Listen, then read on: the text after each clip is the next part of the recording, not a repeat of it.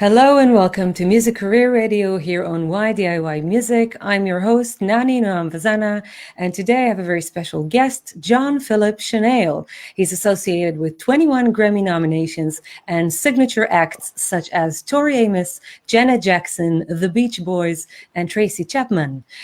John Philip has arranged, produced, and played in over 40 #1 Billboard albums. Welcome, John. How are you doing? Pretty good. A little early for my constitution, but it's good to be up and it's good to see you, and I'm happy about this. I can't wait to. Which amendment is that? Which amendment? Yeah, never mind. It's too early to think that much. Okay. Yeah, I totally I'm ready. agree. So, but you're originally from Canada, right? So I shouldn't be talking to you about amendments. What would that be? See, I left Canada. I was 6.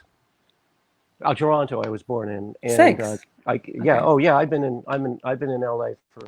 Oh, well, I won't give that away, but nonetheless, for a long time, many decades.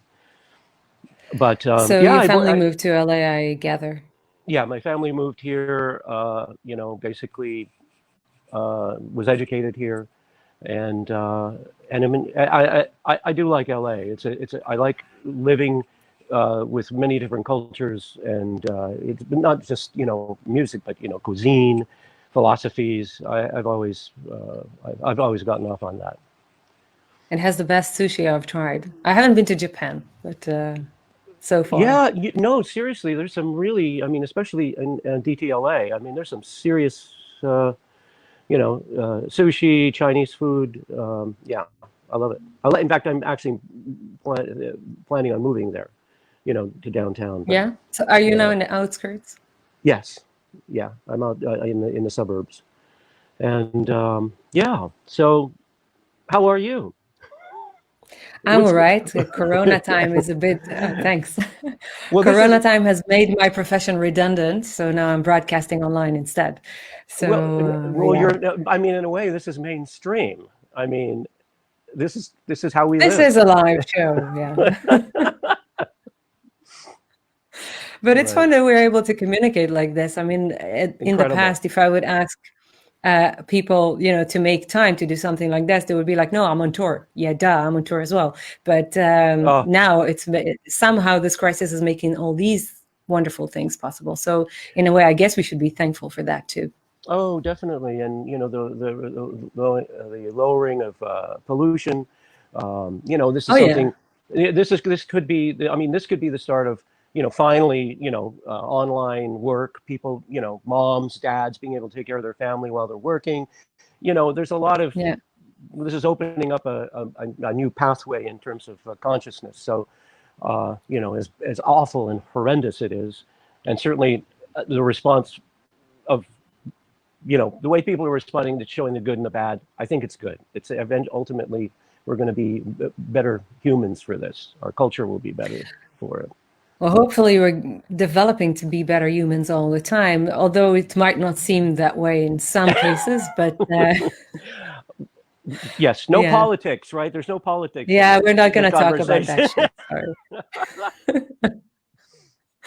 But how were you exposed to music, actually? Because I read somewhere that your dad was playing cello and violin and mandolin, and I was wondering if this was your first encounter with music, or, I mean, like, did you meet it elsewhere, and what was like the profound moment that made you think about maybe this is something I could do when I grow up? How did you identify yourself as I want to make music for the first time? I would say around 5. I mean, my dad and mom had already provided me with records. There were children's interpretations of classical music, or maybe Peter and the Wolf. I had that in my record collection. In fact, I think I think I still have those records somewhere in here, in a box. But they always provided me everything, and wonderful. That fed me, fed musically. My dad was very much into classical music. He did play mandolin, and actually. He started to play bandura, which is a Ukrainian multi-stringed instrument. But not while I was growing up. And in other words, he didn't play. There were band instruments in the store that they owned in Scarborough, outside of Toronto, where basically was the last place I lived in Canada. He had there were band instruments in this room. I used to crawl around in there, I remember, and I just, there's a kick drum there, a snare, a big string bass, because this is my father's brother's band, equipment that he ended up having. So I was fascinated from that point. But the turning, and so it was an environment of a lot of music, a lot of reading. I would sit by my dad's, legs, on the floor, reading my books, and he'd be reading all kinds of stuff. My parents never got past 10th grade. So there's some of the most educated people I have ever met. My dad just refused to stop learning. I mean, he was always, up until his passing earlier this year, he was 95, and we would have serious conversations. And I mean, he was, like I say, was the most gentle and intellectual person I've ever known, and a scary wit. So it's kind of like that's what I grew up with. But basically, when I was 5, I came back from church and started plunking on my grandmother's piano, and I started using parallel fifths and stuff, recreating that sound, and that's the beginning. Basically the beginning of me and my physical love of the piano, and it's just kind of part of me now. I mean, music was always going to be part of me. I was going to be a physicist through high school. I got a couple of scholarships, one to Occidental College and a couple of other places. But by the time music won, by the end of my high school years, I had a band. I was studying scores. I was, going over the Rite of Spring and Stravinsky, and Debussy and many of the early 20th century people. So by the time the end of high school happened, I had already drifted off, even though I took chemistry and all that. I eventually switched it over to music. But in that period of time, I was also beginning to play live. And so what basically happened was that I went on the road, and I went back to college a couple of times, but it was never the same. I was a performing musician from 19 on to this day.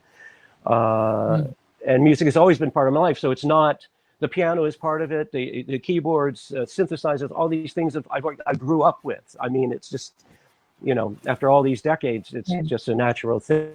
It's really, there was a complicated question. What was that? Oh, yeah.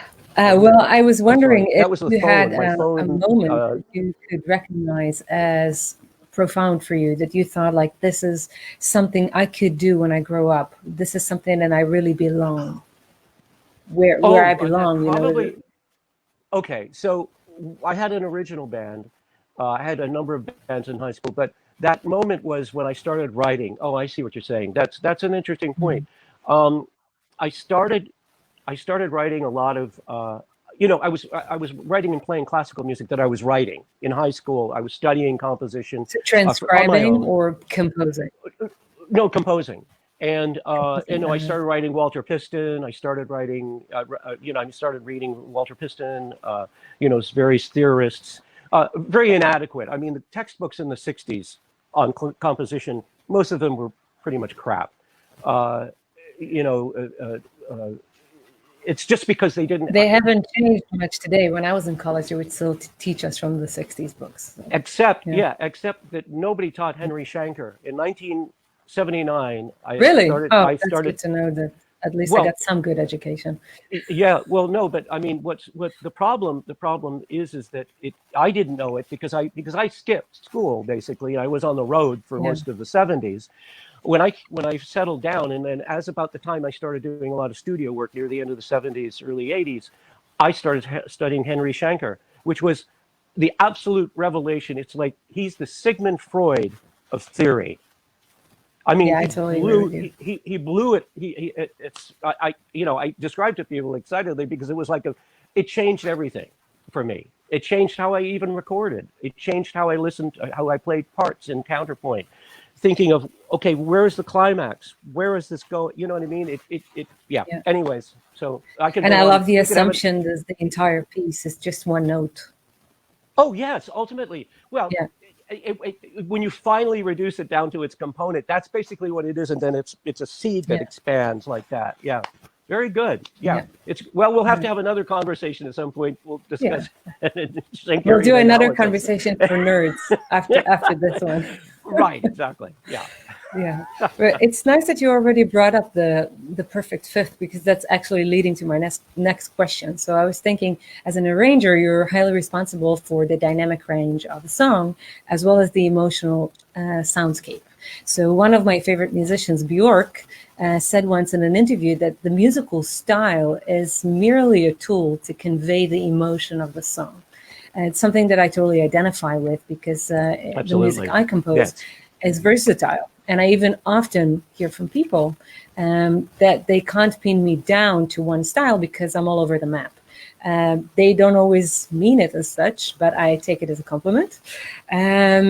Could you share with me and the listeners what is the process that you go through, starting from listening to the new track or a rough album recording for the first time? So the evolution of the arrangement, and how do you piece it all together eventually? Well, let's say I'm usually very visual, so I'll usually listen to something, and it will have a certain cinema, a certain activity going on. Some in my head, I did an album. I did a couple of albums that had no clue what was going on. It was in another language. It was in Japanese, and I did one in Chinese. And so they gave me demos. I had no clue. I had to make up this just to get the record. I made up images and scenarios on these songs, and so which proved. I mean, it's just proof that I need to visualize exactly what's happening, even if it's psychedelic. But there has to be a setting. So it usually starts with understanding the lyrics, understanding the feel, also understanding what I'm hearing. In other words, what is this vocal? Where is Mm. how is it being sung? And is there irony in this? Is there a backstory to the person who's singing? All of these things are included in it. Um, uh, a great example is Tori's "Girl Disappearing." Uh, I see it. I mean, if I did the video to it, I know what it is. I mean, she's in Paris. She's looking out a window. It's like 6 o'clock in the morning. Everything about that arrangement is that you see it. I Mm. mean, for me, I feel it. I moving around her getting ready. I mean, those are the kinds of things. Sometimes it takes a while to figure it out. Sometimes I'm already deep in arranging. This would be good. Oh no, now that's not going to work, because now I all of a sudden see what the song is. Over a period of a couple of Well, weeks or a week or something. And then I'll just scrap it, and then say, okay, this is what it start is. anew. Yeah, sure. Because I Yeah, mean, but it's. If you do the right thing in the beginning, whatever the beginning, wherever you end up starting it, it could be 2 weeks down the line. But the real start, if you make that right, it is a home run. Everything will come from that. Everything will come from your concept of what it smells like, what it is, who this person is. It will all come from that, and it will tell you what the arrangement is. Well, I mean, for me, um, you know, and sometimes it's not what I expect. I mean, I look at it in the beginning one way, and then it comes like it's like, there's a synth part here. uh-oh. Oh no, it's a viola. Sorry. Well, I guess it does sound in a way obvious, but you see a lot of musicians that don't find this as obvious, like finding out the backstory of the song, finding out what the writer or the composer felt when they wrote it. What do the lyrics mean? Like if I have to explain my music to my musicians, I often have to play them or sing to them the bass part so they recognize which song it is. You know what I mean? It's like the musicians don't really connect with the Oh lyricist my or with God, the that composer. yeah, You would yeah, think that it would be obvious, but it isn't somehow for the most of our world, most of the people yeah. we work with. Well, I So in a mean, way, I'm thrilled to hear you say that you were it. thinking about how the characters as a backdrop story, etc. Well, it certainly. I mean, well, there's two things. Um, First of all, in order for a musician to, I think, a musician, whether it's an arranger or the keyboard player or the bass player or whatever, you have to be fearless with yourself. You have to have a self value that says, I'm willing to go on this journey with this artist, and I don't have any preconceived notion. You know, you have to go in without trying to push your point. You go in. I mean, listen, I get hired many times to do it. You know, people know what I do. So now at this time, I don't very. I mean, I like challenging things, and I still get challenging things. But you know, usually, but in general, all these rules apply. I mean, the fact is, you got to understand, and you have to be fearless, and you have to be willing to give up your own baggage to do this. And young musicians have a hard time with this sometimes.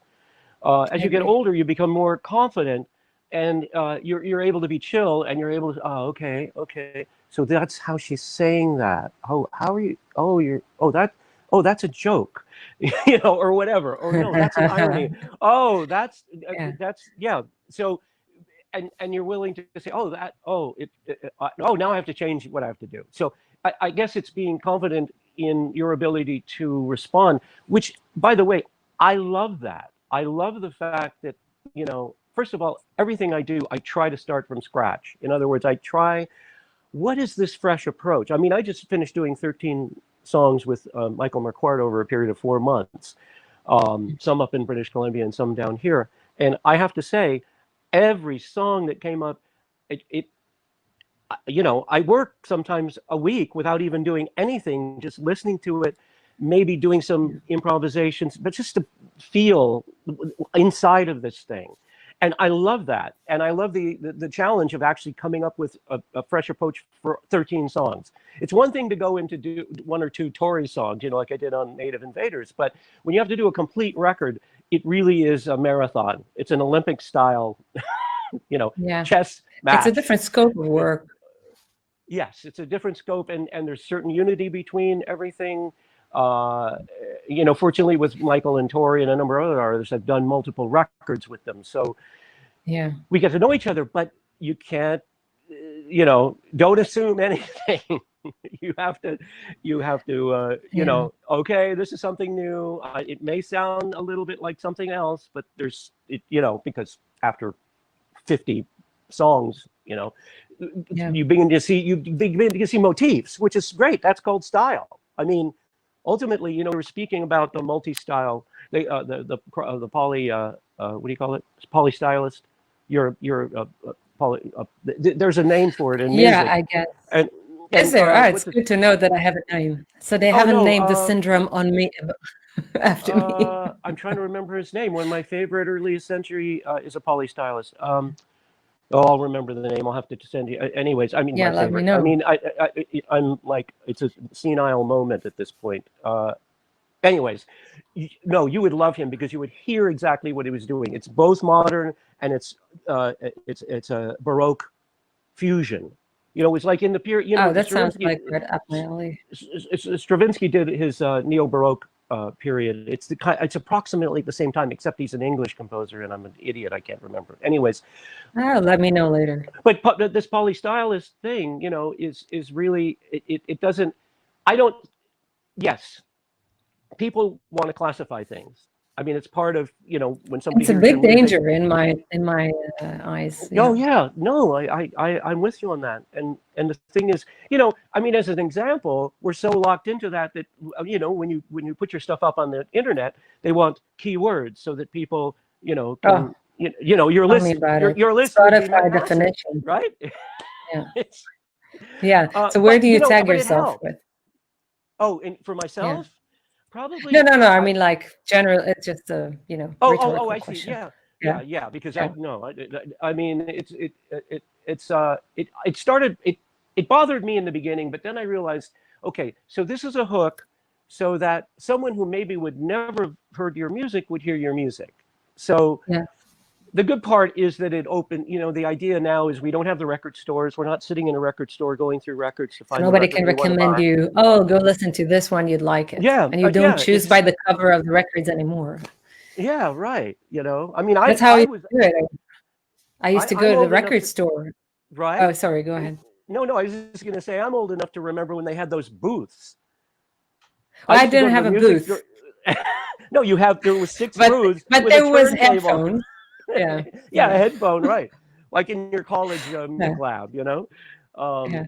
God. But anyway, so I'm sorry, but I don't think I finished answering your question. Well, I mean, I was wondering, like, what it is like for you to tackle a new piece from scratch, whether it's a track or an album. So what is your process? So you already said something about listening to it for a while until it catches on. Right. And then basically it's making well, okay. So there are very specific things that have to be accomplished with the arrangement, because by this time the feel, not all the times, but many times the rhythm section's already created a space to live in. If I arrange something from scratch, that's different, because then, I'll, write all the parts out, or at least give an indication, like when I produced Willie DeVille and sometimes with Tori, she'll just say, here's a piano and vocal, have at it. Sometimes I play the piano with other artists, like with Michael, the album I just finished, I did an arrangement, well, not on this record, but an earlier record, I just started with my piano part and I built to myself. He had a guitar part and a vocal, and I basically just expanded the track. But normally there are certain things that have to be hit. In other words, they're much in a Shankerian manner. There are climaxes that you have to make sure that with a rhythm, what are you adding to the rhythm section to make the climaxes happen, to make the choruses happen? Is it being true to the feel of it? Is it making it happy when the artist is in pain? I mean, you don't want, it's touchy. The rhythm has to do with this. The rhythm has to do with what the emotion of a chorus is going to be like. Also, the other thing is you have to get into the chorus without stepping on the artist, who's probably also prepping to get into the chorus at the same time. That sometimes is not an easy thing to do, because the chorus is going to come in slamming. Sometimes you don't want the length. Sometimes you just want it to slam in. Many times that's a modern, Pro Tools chopping technique that happened in the 90s and still does. But no, I'm not. I didn't. Happened to me with my first record. Yeah, and that's. I mean, all of that's good. Whatever the technique, however you go about your process. Whether you're randomly jamming and like Fiona Apple's big record, that was basically a jam that the engineer and producer chopped together. I mean, and it was brilliant. It's really the only record. Really? Oh, it was a massive pick and choose and slice and chop and things reversed and then doing more overdubs. Really, I had no idea. No, because the engineer and producer were flawless. Actually, I mean, it's really. I think it's a watershed album, because, I mean, it's like War. War is basically chopped, except they use tape. Back in the late 60s, early 70s. I came into Crystal. I was good friends with one of the engineers, Jeff Sanders, and this was like 70. No, this was 75, 74. I walk into Crystal, which is in Los Angeles, where War was recording, and there's 200 2-inch tapes against the back wall. And I'm figuring they're cleaning out their tape blocker. And I say, Jeff, what's all this? Now understand, this is a huge control room. And he said, oh, that's the War record. You mean War Records? And he said, no, this is the record we're working on now.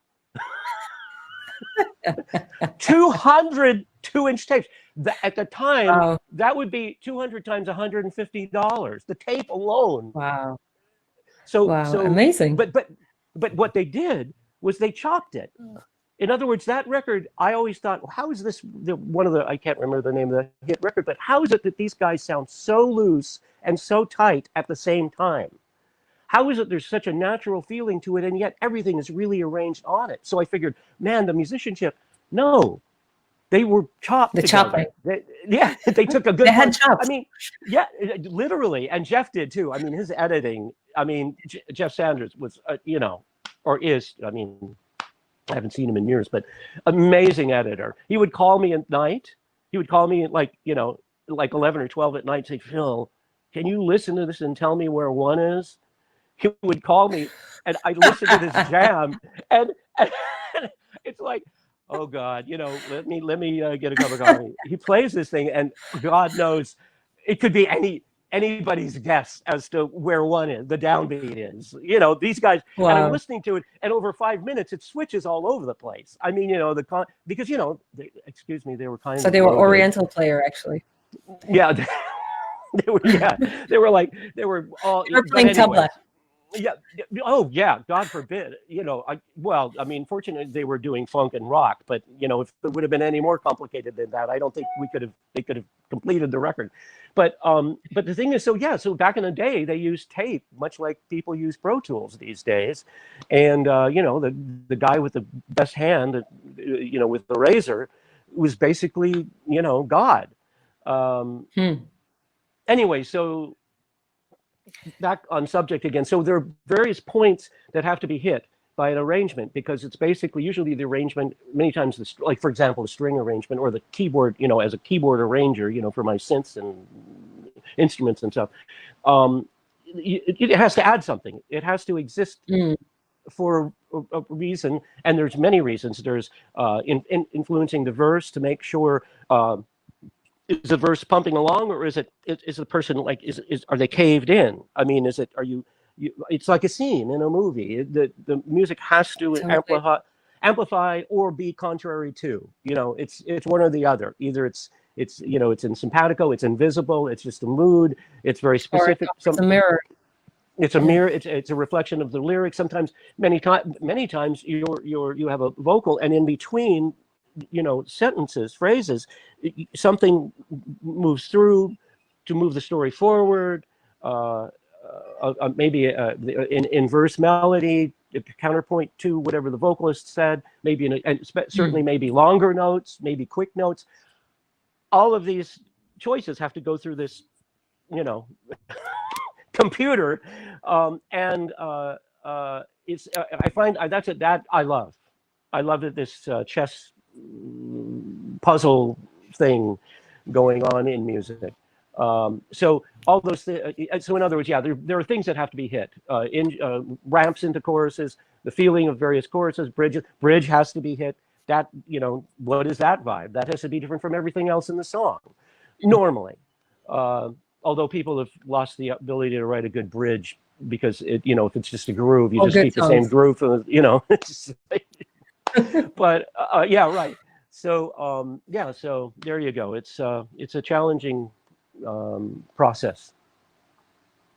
It's curious for me to find out about. Well, you work a lot with strings, and I had the chance to work with strings recently. I wrote a 14 arrangements show based on my own songs, and for me, one of the biggest difficulties was to convey to them. It was live, yeah. Oh, great! Wow, cool. And one of the problems I actually had with them was, how do I convey to them where the downbeats are, where the strong groove parts are in the songs, and to make them play that, and how do I write it to them so they would understand? Like, I could sing it to them and explain it to them, but they would still not exactly get the feeling, because they are coming from the classical world. They never played pop music or jazz music or anything groovy before. So what do you do in cases like that? The string players I hire in Los Angeles, I've been working with for many years, and I think, and they're seriously classical, but they know how to take direction, and that's really essential. But you know, again, many of them they're either older and really seriously kick-ass, you know, Austrian music, you know, or in France or something, you know, they studied serious, and they really know how to do the, you know, rhythm and feel, or they're young and they know how to do that, because younger musicians also tend to be much more influenced in the musical environment, you know, that they live in, because they not only play classical music, many of them like, you know, funk and modern electronica and you name it. So somewhere in the middle there, it gets kind of weird. In the age, you know, in the age groups. So basically what it is to not be afraid. Well, first of all, do not be afraid to tell them what you need. And when they're not, I mean, they're used to it. classical musicians are much easier to conduct, so to speak, because they're used to that. So you really have to nail it down, I guess, and also you can't be really pissy with them. I mean, you can't. What does that mean? Well, I mean, you can't. In other words, be firm, but don't be an asshole. Oh yeah, well, that's general advice in life. Right? All musicians, listen up. Don't be assholes, please. Totally. Rely on you. Don't be assholes. I mean, no. Of course, go ahead. I'm sorry. Of course, there is the matter of the experience, and being in your art, swimming in your water. I mean, of course you need that. But what if the person is inexperienced and you have to explain it to them? Like for me, I sing it to them, or I play it to them on the piano. But sometimes they still don't get the beat. You know what I mean? Like it's like it will be almost there, and the almost thing just doesn't work for me. So I was wondering if you have any tricks that you're using. I can't say it's one trick, because every feel and everything is different. Sometimes I use references that they know. I'll use a classical reference, usually some rhythm. I mean, let's face it, in classical music, Bartok, example, for instance, so it has all the downbeats in different places. Yeah. I mean, if you listen to primitive classical music, like when Stravinsky was in his primitive period, Darius Milhaud, all the guys. The first half of the century, classical music started getting, groovy. Yes. And the Viennese school and all that in the 19th century, they were like, the waltz was the big, ooh, we're going to do something in 3. And that was like the big classical groove moment. That was like a Prince showed up and all of a sudden rewrote the classical music. Anyway, so I don't have. It's a good question. You just kind of deal with what you're given. I mean, when we worked with the Metropole, those guys, all the orchestral tour and everything I did with Tori. I mean, those guys were. It's interesting. Oh my God, perfect example. So here's Metropole Orchestra, which they play a lot of pop and jazz also. And a substantial classical repertoire, and they're really truly seasoned professional musicians, and cover a poly-stylist orchestra all over the place, right? Yeah. So the tour is going on. They're playing, I think, 5 major cities at the time, maybe 10. I can't remember exactly, but I couldn't stay with them. I had to go back to New York and prepare for the octet they were going to do in New York. So I was rewriting the arrangements yet again for her show at whatever the Poison, whatever the club was we played in, or she played in, with a octet or Nanette. It was a Nanette. Anyways, no, it was an octet. Yeah. So, which I was writing while we were on the road rehearsing the orchestra to do the tour. So it was a very. I didn't sleep very much for about 2 or 3 weeks, but that's tour. But yeah, I'm sorry. Oh yeah, right. That's touring life, man. Yeah, that's the definition, right? So, so I was back in LA. Sleeping? Oh yeah, exactly. I mean, literally, I didn't sleep. I'm not talking about like, oh, I didn't get much sleep. I mean, there were days where I didn't sleep at all. I can't do that anymore. Yeah. I'm not going to do that.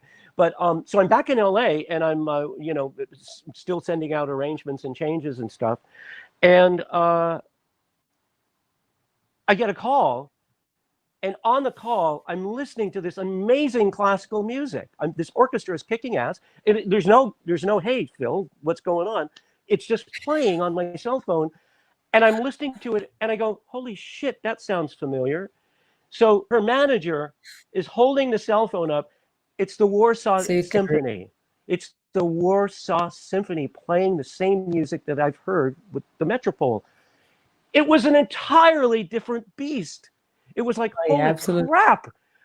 These people are playing the crap out of this. I mean, it was like, storming Leningrad, or right. Let it all out. Winters. It was like World War II in Poland. And I mean, it was like, I swear to God, it was like I didn't recognize it. I mean, I recognized it. I said, that's something familiar about this. But it was like listening to Andre Previn conducted, the New York Symphony or something. It was like, it was that moment where it goes back to what we were talking about. That interpretation is so important. And there's interesting thing is certainly in strings, if you can write idiomatically, which means if you can draw from the resources that is common resources and rewrite them. In other words, so there's that's an interesting point. I never thought of when you answer the question. This is, I think, part of the answer is that if you write idiomatically, that means that you're drawing, and it's a very classical concept, because what you're basically saying is you're utilizing motifs and elements and fragments. You might not even use any of it, but you're utilizing the feel of that, a certain kind of run, a certain kind of thing that is idiomatically correct for that stringed instrument. In other words, you're not just giving them notes, you're giving them things that work for them and they love. Like oblique motion with one string held, or chords, whatever it is that gives it an interest or that works, and they know how to play it. My cellist one time, Nancy Steinross, basically told me, she said, Phil, I love how you write because I don't have to read the markings. I mean, they read, the indications of feel, but I don't have to read it because when I see your notes, I understand exactly that emotion. It comes That's out. what I was looking for, how to do that. And it's a combination of things. I think you have to, when you write for instruments, you just can't give them notes. It has to be written for that instrument. I mean, granted, I do a lot of stuff, like hammer the bow against strings on a number of records. I've used all kinds of techniques that are not normal, but so that's like, that kind of removes what I'm talking about. But in most instances, so. You're drawing on things that may have, maybe it's Tchaikovsky-esque, it's Stravinsky-esque, it's Debussy-esque. And in other words, there are certain elements that are indigenous for violin players or cellists to understand, double stops and things like that. So it's drawing on the melodies. Listen, you're classically trained, right? I think. So, yes, we talked about this before. So I'm sorry, it's too early in the morning at this point. So yeah, it's still, I'm getting there. As you notice, I'm much more lively. Yeah, it's 10 o'clock in the middle of the night. so well, for us musicians, if you are listening and you are not a musician, you should know that we sleep very late. Yesterday I went to bed at 3:30. So wow, now I get it. This is good. Well, we can't live any other way. But hoot. That was the owl. oh, right. I have actually doves that show up in the morning. There's a cooing of the doves. Yeah. So part of it is drawing on making music for the instrument, not just notes. And the other part is using the vast storehouse of in-grain melody, and being gentle with it. In other words, being loving with this arrangement, making it so, I mean, even if it could be harsh and horrible, but I mean, reflecting a horrible situation, but always delivered in a unity that exists. It's part of part of it is a classical tradition, part of it is moving forward. It's this balance that I think to be a good arranger, I think you have to know music history. You have to know context. I don't mean just classical music history. I mean the history of, George Martin. Yeah. How did he create those records? I have the score to what's the one? Yeah. The score to is it Eleanor Rigby? Yeah, that isn't Eleanor Rigby with the dual quartet. It's two quartets. Yeah, mm-hmm. Yeah, and I mean it's brilliant. It's amazing. I mean, they basically had a quartet. It's like a responsoral Renaissance kind of thing happening. Oh with this my God! Yeah. I mean, when you look at the score, you realize, God, it's only 8 strings, but they sound like 4. But Not really. I mean, it's very Brahmsian in a way, because Brahms was always great at being able to make a massive or most emotional sound out of only 4 or 5 instruments. I mean, 4 or 5 string players. It reminds me of one of the first times that I was listening to Under the Pink, and I was listening to the drums, and I was thinking, like, hang on, this is not one drum set. That's impossible. So then I realized, oh, that's 2 drummers playing at the same time. And there's some programming on top. Like, you can imagine I was 17, so I never heard anything like that before. I was like, oh, yeah. So that's how it goes. Well, and it's funny about drummers, because I remember in the 80s when drum machines were first coming out, a number of the drummers were freaking out, saying, we'll never work again. And it did have a slight influence through the 80s. But the guys who were smart said, I'm learning the drum machine. I'm learning how to use process on my drums. And those are the guys that, they progressed, and they still work, You can't, there's one thing that, we can always get depressed. I mean, certainly now we've got Corona times are annoying. Yeah, we can practice becoming very depressed, but the fact is, there's always, if you think about something and work on your depression, you can also get through it and come out better at the end. You can always turn it to your advantage. Yes, and it could be a leverage moment. I totally agree. And we're creative. That's what creative people do. And I'm not just saying arts wise, but creative moms, creative carpenters, people create all the time, all kinds of stuff. And that's the beauty of us as humans, is that we can think our way out of anything. Yeah, and we evolve, and we take crap and turn it into gold, or at least what crap. Tim Minchin we turn said. to something else. What? What Tim Minchin said, we're just fucking monkeys in shoes. So yeah, I think it's a brilliant reference. Yeah, basically. Yeah, you think your way out of anything, but basically you're still down there. You're still a monkey. Yeah, right, exactly. Don't overrate yourself. Yeah. Evolution. The next evolution maybe will be able to, be clairvoyant or something. At this point in time, more obviously clairvoyant. I don't mean like, your uncle just told me that you really have to clean up your act. No, not like that. Get your shit together and understand it for yourself. Like, that's what you're talking about. Yeah, that's much better. I'm all with that. Yeah. I really like the album form, and you mentioned before that you even recently were working on an album, and I love putting a record on and listening to it like fully and immerse myself in the sound, and I can't concentrate on anything else. Well, granted that it's good music, of course.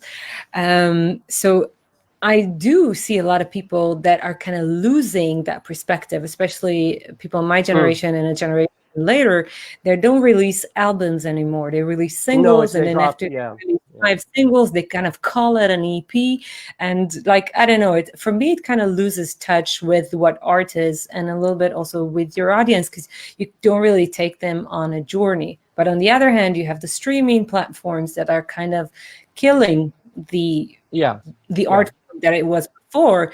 How important do you think it is today for artists to release an album versus singles, and why? Over the years, when that thing started happening in the early 2000s, the business about dropping a single, or a month. There's always been singles, but but it was always part of a whole, right? Right. It was to promote an album. I personally think you have to do a record, right? You have to do or 2. I've worked on double records. It's possible you could do 2 CDs or 2 releases. However, you're going to be releasing it. Could be all online, which I'm not a fan of, because the audio quality suffers. Streaming is not like listening to vinyl or listening to a CD or listening to MP3. You can quote me on that. Totally. And the top end is weird, and it shifts around, and it doesn't have a stable stereo image. Compressed. Yes, it's compressed. I don't know. The treble sounds funny. Oh, it's funny. That and okay, a quick side thing is with MP3s. So I only do waves. So I have tons of classical records on my iPhone, right? And they're all waves. They're basic or AIF. They're extracted from the CD with no compression. So it uses up a lot of memory, but it sounds great. So my iPhone quit on me. So I loaded it back up. The new one, all my stuff, the same stuff I've been listening to for 2 or 3 years or whatever. And about a couple of days later, I said, is there something wrong with my hearing? And it was because I didn't turn off the ACC, whatever, the compression thing when I loaded it on. So I noticed. Oh, so they do that automatically. It comes in automatically, and for whatever reason, it was done. I maybe I flicked the flag wrong or something. With the new iPhone, it registered on iTunes, but it was in the old mode. It was in a default mode. So, but I noticed it. 2 days later, I'm going, there's something wrong with my hearing. And I said, wait a minute, are these compressed? It was compressed. So that to me is a blind, absolute proof that there's a difference. And it's, I mean, I did notice it in the beginning because I just, the head is good. By the way, the brain is very adaptive.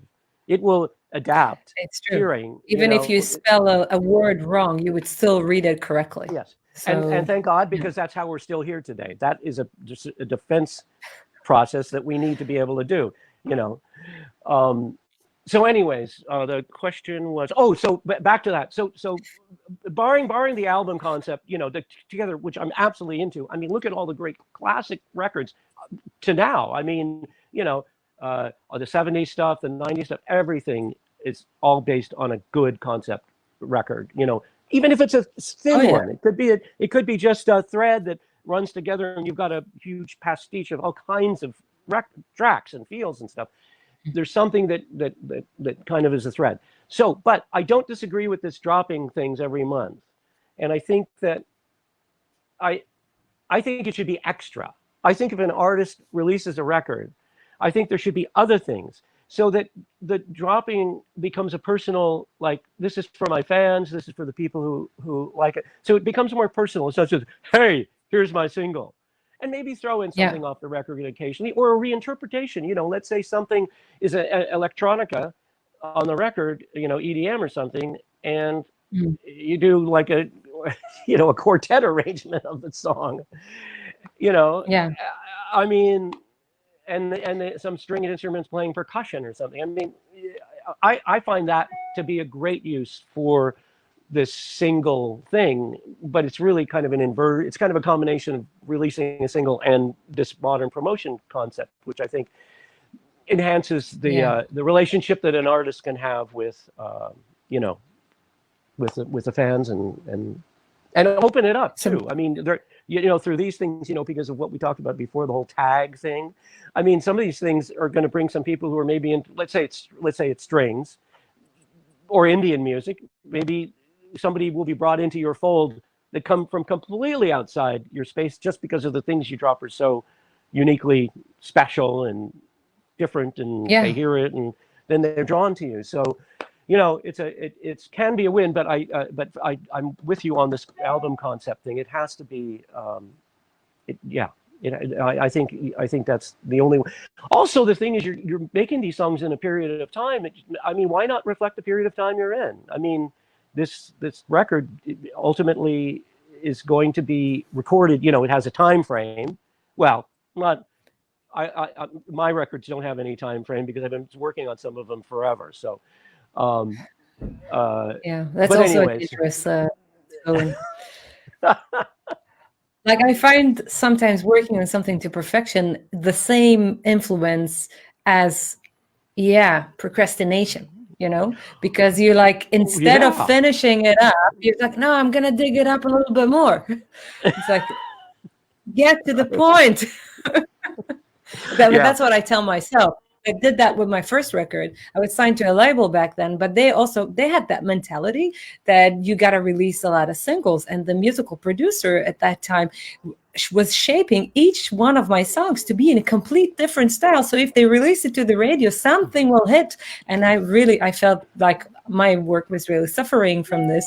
But also, after they released it, it didn't work. I mean, there was one hit song from the record.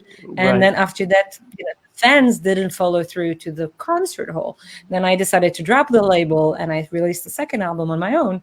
And then the crowd voted with their feet. Well, I didn't do very well on the radio, but the shows were sold out. Right. So, I mean, like, there's no win-win situation, but I guess if you have an audience and you know how to communicate with them, go for that. And I like your idea that dropping singles could be something additional to the album and not something that would necessarily take away from it. Yeah. Right. Yeah, I think so. I think it's, and it keeps us busy. It keeps us out of trouble, because that means, like, you write, in the old days, you'd do the record, then you'd prepare for the tour. Oh no, I can also, I'm going to work on that song again. Or, dismantle it, or other songs. I mean, it could be added material. It could be, additional to the record, not just maybe a rearrangement of a song, but, something added. So, yeah, I mean, it's an interesting time. It certainly is different than when I was a kid. I mean, in the 60s. And it's funny how a lot of things come back again. I mean, roots music, I started on the Stones when I learned about pop music. It was about the Stones and not so much the Beatles. I didn't like the Beatles until Sergeant Pepper's. I thought the Beatles until they started going psychedelic. Yeah. I mean, it was great. But Pink Floyd, the early Pink Floyd records and Taj Mahal. But I loved roots music, and then got away from it over the years. And now, for the last years, we worked on Sons of Anarchy, the score for the 7 seasons that it was on, and man, it was like a rebirth of my feeling for roots and blues and original rock and roll style. Although with Willie, I got back into it again with Willie DeVille producing his 4 records. But this was a solid period of time, which was very rock and roll, very band style, very Stones, very. It was great, and that's what I see the rebirth of that, which is a kind of an American Euro crossing, the Stones interpreting Howlin' Wolf, and it goes back and forth. Yeah. But we live in a good period of time because we have, like you're saying about multiple styles, kids are getting into all kinds of music, whether it be classical, whether it be rock. I mean, there's some 20-year-olds that are more familiar with Led Zeppelin's music than I am, and I'm a massive fan. I mean, it's an interesting period. I mean, the beauty of the internet is it allows people to get a great musical education. The downside of it is that with Spotify, you're basically you're listening to a lot of music and nobody's getting paid. So it's difficult for artists to actually make a living on Spotify anymore. I mean, it's a tough, it's a weird scene, and the only thing we have left really solidly, I mean, besides getting stuff in movies and stuff, which is I highly recommend to everyone, work on TV and film placement. But the other thing is live, but we can't play live. I mean, I was just getting back into playing live for the last 3 or 4 years. And then. Yeah. And then this happened. Yeah, I mean, like, yeah, in a way, the last 3 years of my career have been amazing because I've been just performing more and more in front of more amazing people and getting to meet. That. Yeah, I saw like that. Encounters that I would have never imagined, like these things that can only happen on the road. And I was so immersed in it, and I was so happy that I found my way, and now I feel like it's taken away from me. It's very weird position to be in. I mean, of course, I compose at home, and I do a little bit of film work, and I give some lectures as well, especially for young musicians. I also have this online course, Why DIY Music, that people can take, with advice how to develop their own independent career. But it seems now that I'm teaching about something that doesn't exist anymore because, the field has become obsolete, at least for the next few months. Yeah, I would say that I do have confidence that it's going to come back. Oh yeah, of course. And then it'll come back maybe slightly modified. I hope, because it has to be. But it'll be there waiting. So keep practicing, and keep doing. Oh yeah, absolutely. And do your live stuff and all that. And I mean, again, it's another vehicle to get close to your fans. like this. I mean, like what we're that's what I doing was here. getting into. Because like now I feel that I have more time to develop closer fan connections, especially with things that are Yes. happening online. So for Yeah, instance, yeah. I started a subscription program. So people can subscribe to my music and then they get exclusive materials or personal videos and stuff like that. And that's a lot of Perfect. fun too. Yeah, I haven't had absolutely. time to do that before because I was constantly on the road. But Oh now God. I'm taking the time to develop that. And that's a lot of fun too. So I guess if you can find the balance between the two, it Yeah. will probably make you not a polystylist musician, but maybe a I don't know, poly Polyamorous? something. Never Polyamorous mind. musician, exactly. Never mind. Sorry. Yeah, I went there. multifaceted. I've been in ISO a long time, so you'll have to bear with me. Yeah. No worries. Yeah. I wanted to, yeah, sorry, go on. No, it was a social gesture. That's all. Oh, social gestures, I love those. So culturally, the minor scale is associated with sadness. And I have a feeling that in your work, you don't really go for that cliche. Because I recognize a lot of power chords, perfect fifths, as you call them, which I love using in my work too, because they give this uncertain feeling to the musical phrase. Oh, right. In a way, the listeners kind of get involved in your music too in this way, because if you don't know exactly where it takes you, you get the freedom to decide as a listener where it takes you personally. Yes, So absolutely. I guess this is also a way to involve the audience in your work. And I also heard in a few records that you use quartal chords and clusters. Sure. I love the cluster work that you do. Yeah. And thanks. Well, thank you. And I guess I'm a harmonious composer, but for me, it's fascinating to see how you can use the harmony to convey all kinds of emotions. And I wanted to hear your thoughts about this. Like, how do you feel that? How do you see that? Yeah, I mean, as you've described, I mean, I'm basically seriously into progressive classical music. Certainly the first half of the 20th century has highly influenced me, which with Tori too. I mean, when we first met, we knew that we'd known each other for many centuries. Yeah, I totally get that. It was an interesting thing. I mean, musically, she pretty much is.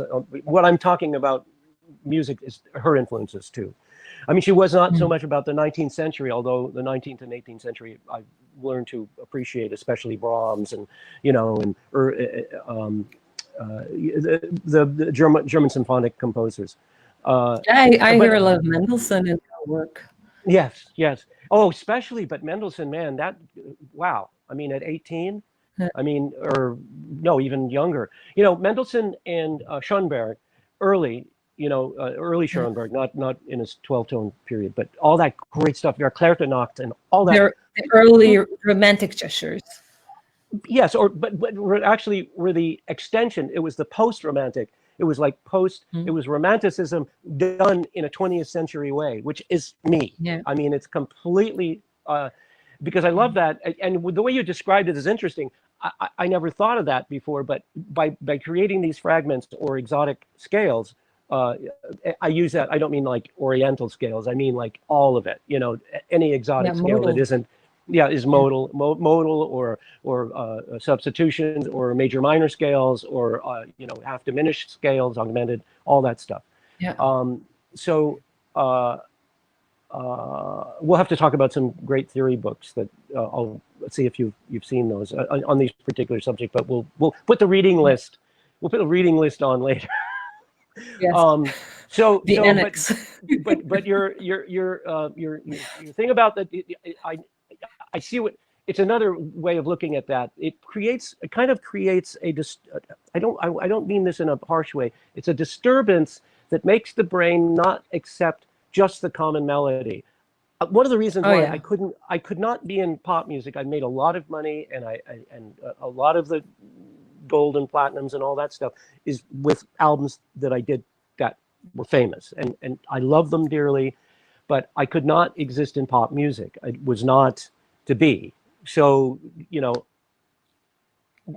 and even though I still do pop music, quote, popular rock or whatever, Yeah. It's not where I live. I live in the world of alternative music, in experimental music, in anything that doesn't have a melody that you don't even listen to completely because you've already heard it a million times. It's like a great example is when people speak and people are not listening to the words, and if you say, oh, absolutely, when I woke up today, and then or whatever it is, I that's a bad example, but I can't think of anything off the top of my head, but yeah, like the first word starts and you're glazed. You know what I mean? It's like, and we get like that with music too. So we don't really listen to the depth of the music because you're using phrases that have been used so often. There are people who disagree with this, I'm sure. I mean, this is just like the millennial whoop. This horrible thing. Yeah. And so now I lost my train of thought. I got to get another cup of coffee. So you were using.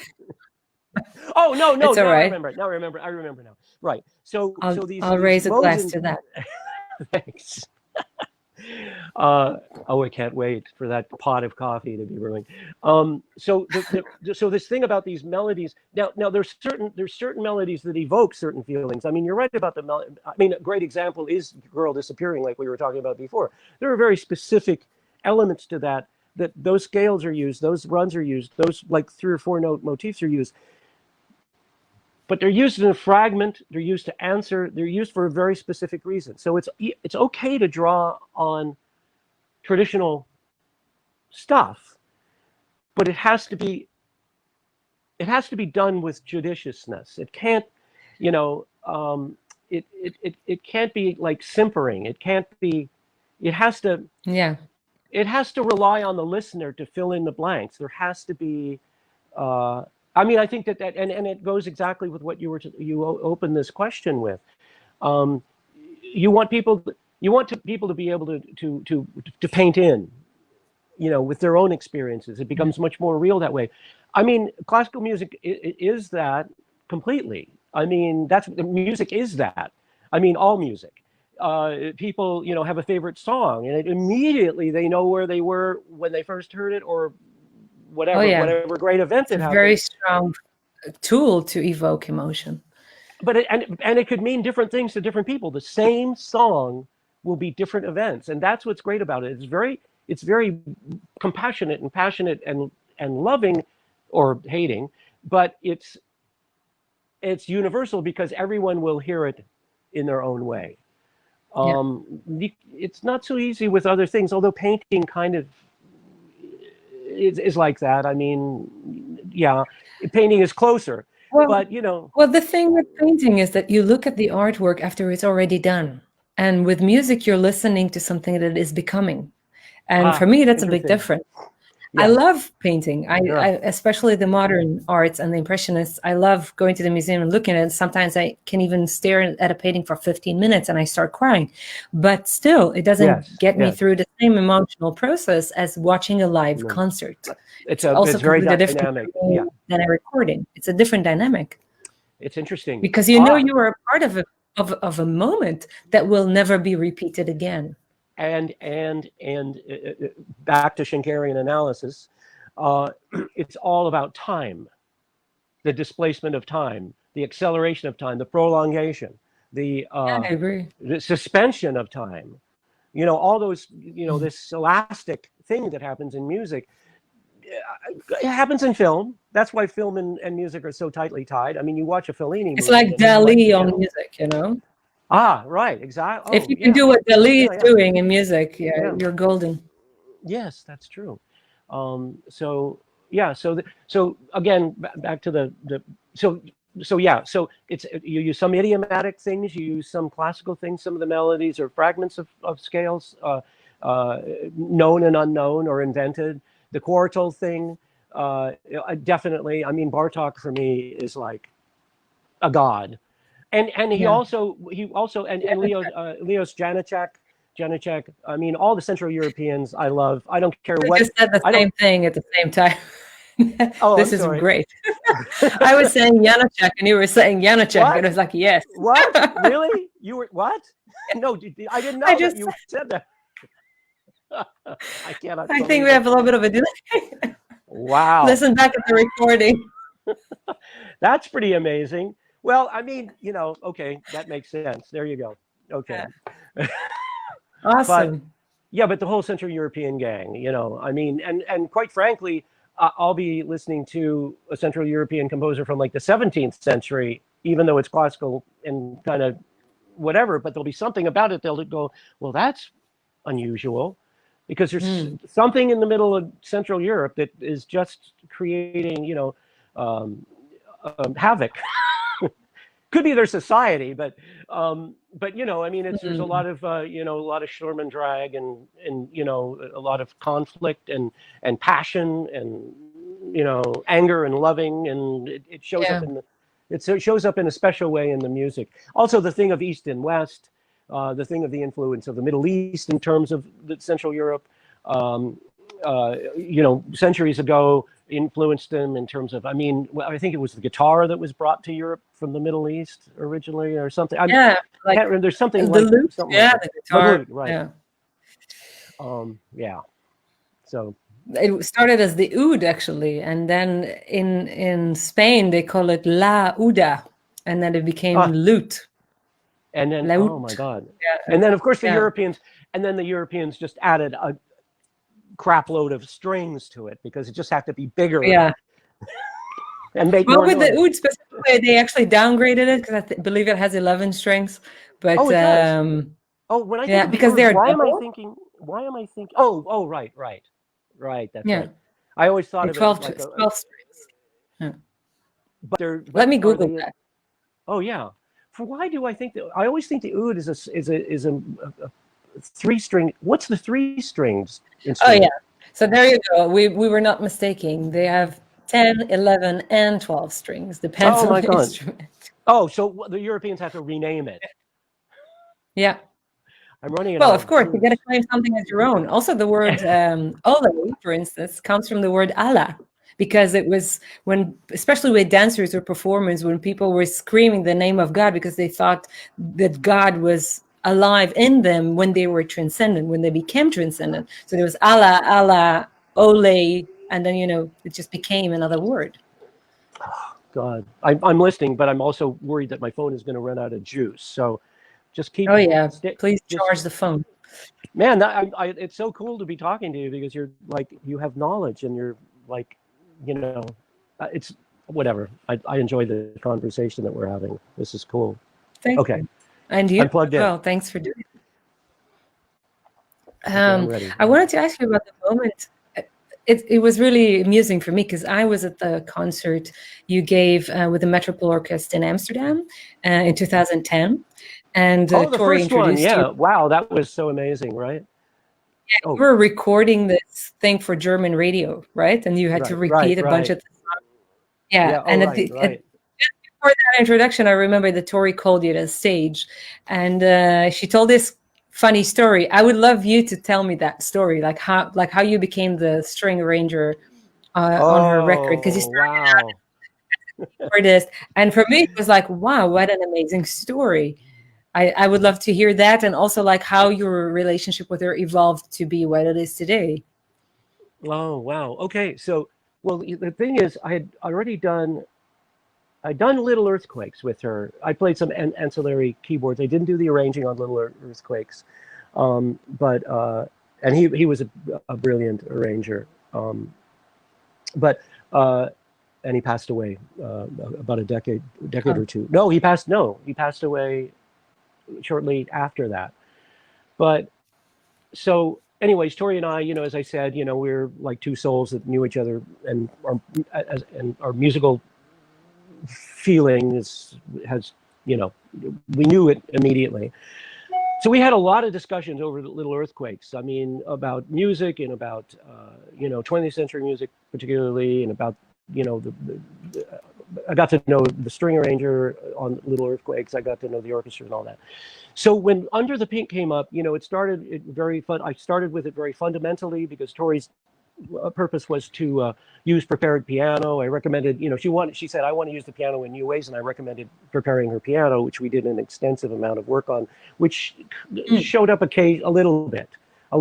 Later records, I really got into it, especially with Night of Hunters and a couple of other albums. But anyways, it started there, basically. I went to Taos for a week, and Eric and me did a bunch of crazy stuff, like the thing with Icicle or Bells for Her, or one of those songs off of Under the Pink. Anyways, we prepared the piano. Yes, on a stage, I remember.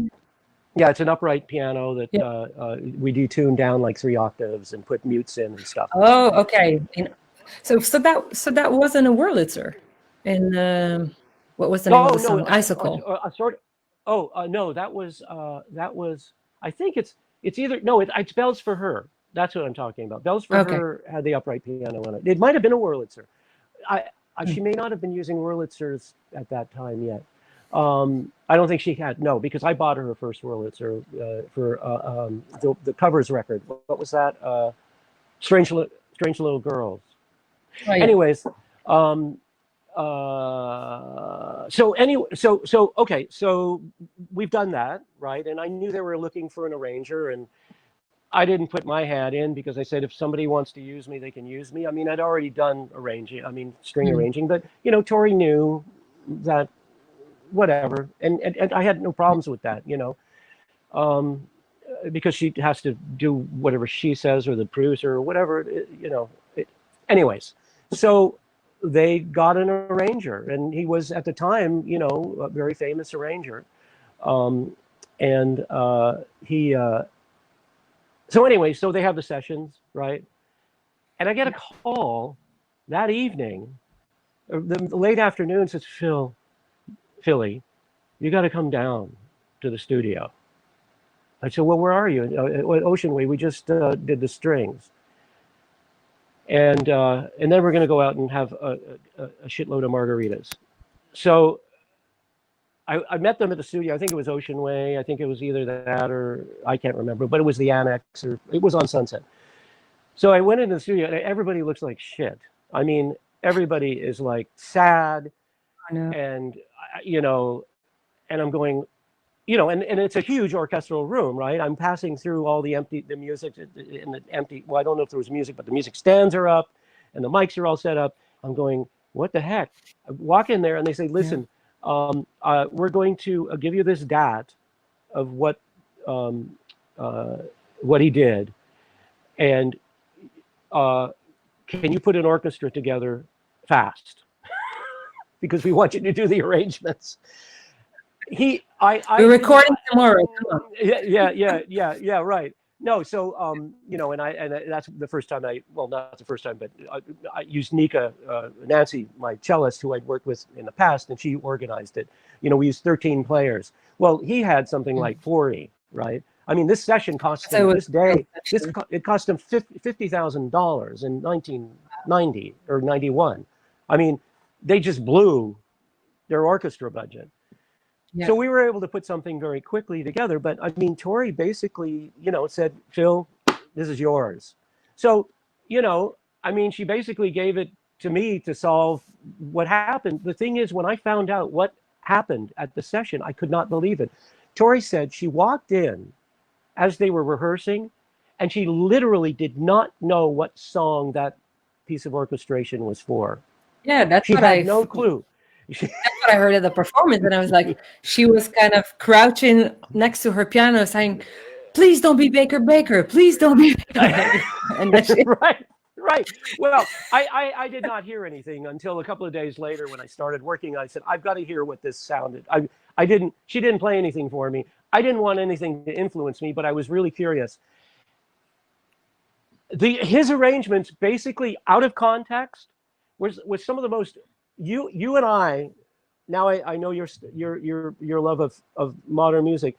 You and I would have died for this. It is the most brilliant piece of music. I mean, it's not the most brilliant, but I mean, I got it. I understood where he was coming from. I mean, it was a very modern thing. Had nothing to do with, Baker, my God. I mean, it was like, do you want to listen to the vocalist or do you want to listen to his notes? I mean, yeah. But here's and all of them were like that. They might as well have been a 1950s progressive film score. It had nothing to do with Tori. So it was actually Lenny Bernstein at work. Yeah, kind of. Yeah, actually, in a way, kind of like that, because this guy was heavily influenced by jazz, also classical music. But so the thing is, basically, Tori said, yeah. So she's freaking out, right? They're recording because they have to record. They're recording this. She's freaking out, and she basically asks later. It's over, right? And his son was the what do you call it? Kind of the conductor, not the conductor, but the copyist. He translated. Okay. So she asked. So I have to say, I was not expecting this. And so, did he ever listen to the song? She asked him whether he actually listened to Tori's performance of the song. And this is his son. It not. Well, guess what? You're gonna love this. He didn't. His son transcribed her piano part and her voice, which is was a pretty amazing feat. That's quite a talent. He transcribed her vocal, her lyrics, and the piano part onto music, a sheet music, and his dad wrote it based on the sheet music. I mean, that really goes against everything. I mean, if you are a classical musician and you don't want to be influenced by somebody else's performance, I totally understand that. But if you're, but this is not. Well, in a way, you're a hired help, for the record. Exactly. So you got to make something by the origin of the song. You got to listen to the. I don't get it. How come you didn't listen to the song? Oh, I mean, and she freaked out. It was like she said, I cannot believe this. I mean, what? And I mean, back to some of our early conversations. I mean, this is about passion. This is about the performance. This is not about you. I mean, and this guy, and I have to say, this guy had he was really a brilliant arranger and composer in his own right. But man, he had an attitude most of his life.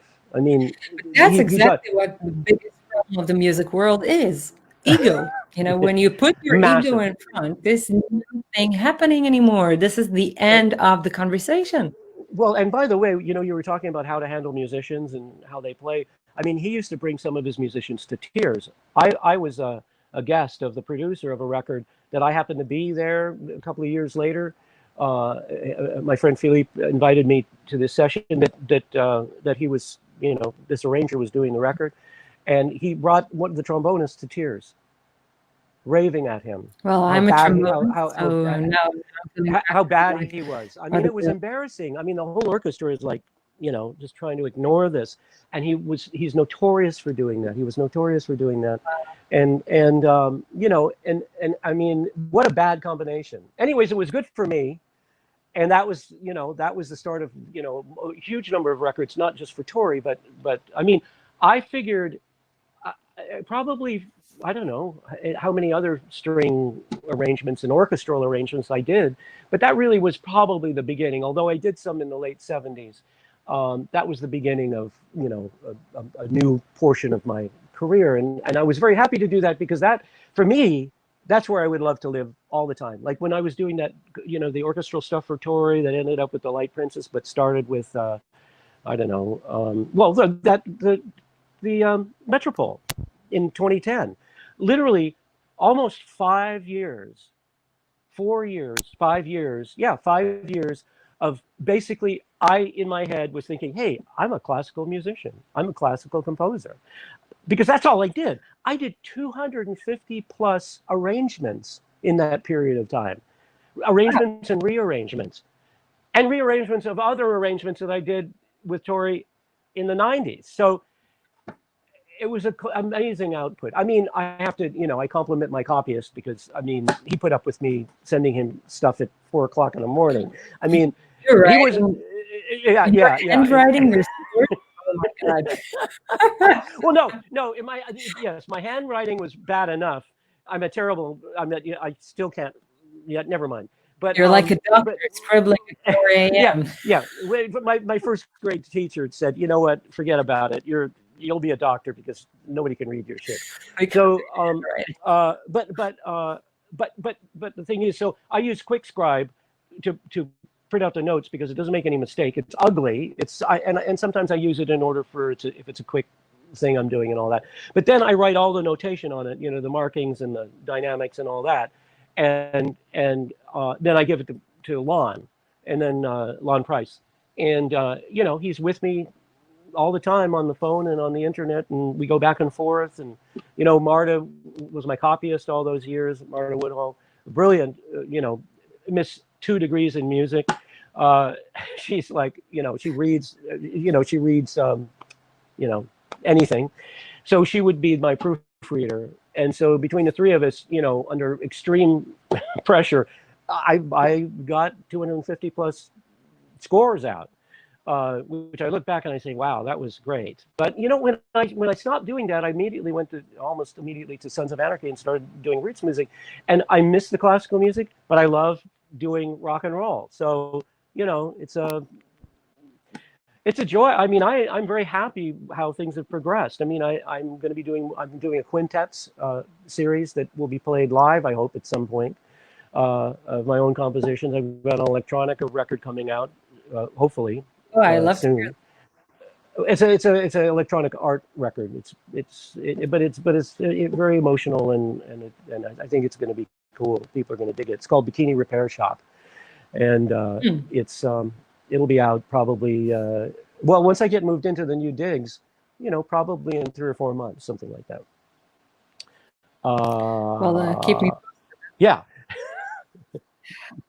One of the things I really like about Tori is that she has sort of an ever-changing soundscape.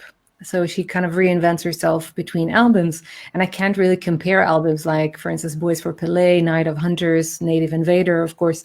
It seems to me that she keeps doing, something new every time. And I bet it affects your work too with her. It's challenging to face such a multifaceted artist. And do you enjoy the challenge?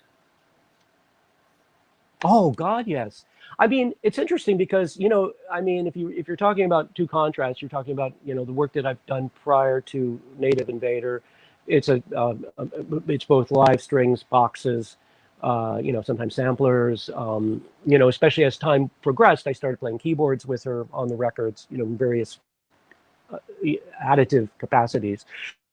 But Native Invader was very interesting because it just so happens that what paralleled with that is my re-influence by electronic music again, because in the 70s I was very much influenced by electronic music, but I never could own one. It wasn't until later in the decade that I finally started actually physically having synthesizers. But I read about them. I bought every manual for every synthesizer, the Moog Modular, ARP 2500, everything. So I knew everything about synthesizers without having one, how to use it. So by the time I got it, was easy peasy. Envelope generators, understood, how the envelope would create the instrument, all that stuff. So, and then, I've been doing all this for the last years, from the 80s on, recording studios and using synths and all that, but I stopped doing it, stopped progressing in it. So I started up again. So Native Invader is kind of like me, not only doing synths, but using convolution, using granular synthesis, using, a lot of experimental stuff that has been developed over the years. I mean, this goes back to the 80s, but only in the university. But computers have gotten up to the speed where they can model and deconstruct and reconstruct music. So Native Invader came on at a time that I was heavy into that.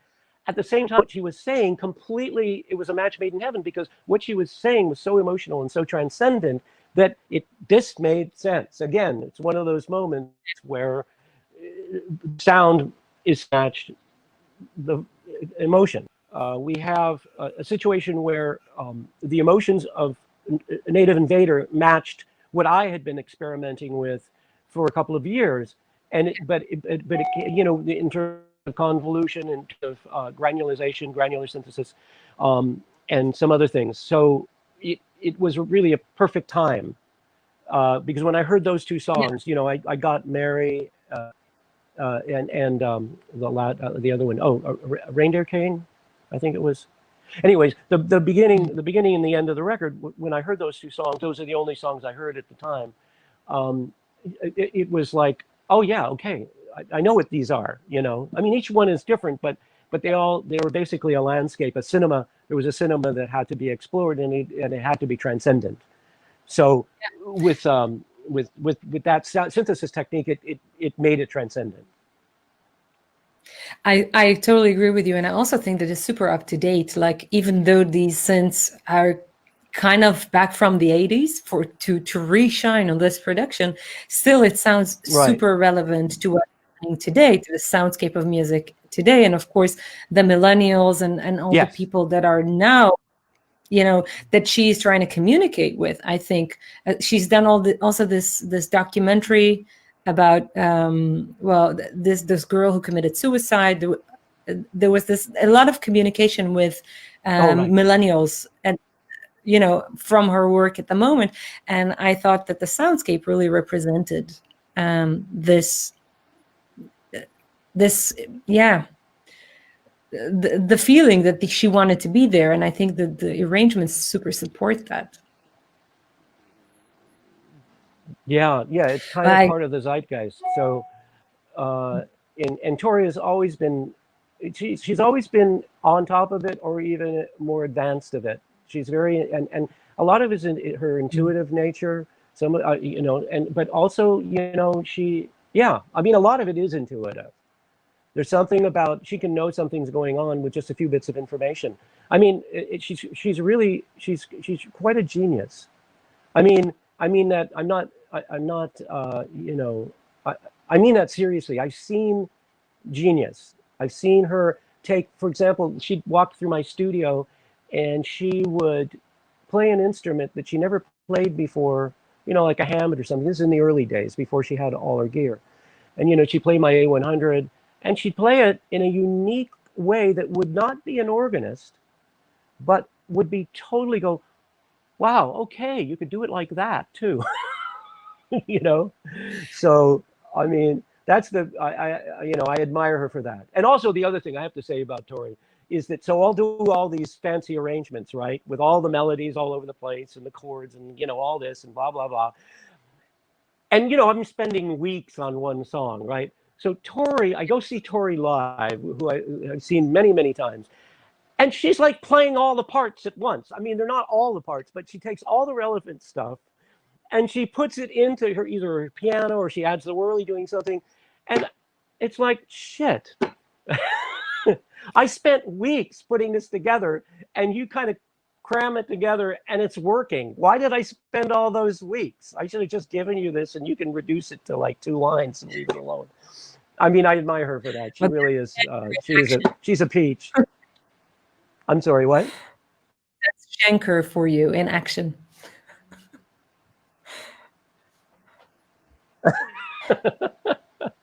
Yeah, I would rib her about it too. I mean, there was a couple of times I said, "Oh, Tori, come on, man, stop showing off." I mean, and you take, you know, I basically told her exactly what I told you. So, anyways, yeah. I have so many questions I want to ask you, but we're running out of time, so I'm just going to skip ahead to the Q&A section. So we have a question from Lino Owen, Amsterdam, and she says, "Hi, John. Thank you for being here and for sharing your wisdom. I was overwhelmed learning about the variety of artists that you work with.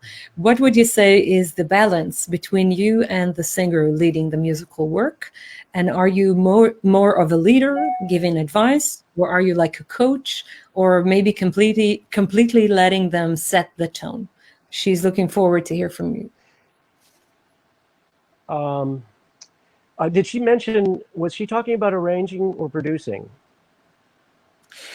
She doesn't mention if it's arranging or producing, but I assume that, well, not a lot of people know the difference between arranging and producing. So why don't you start by defining what the difference is?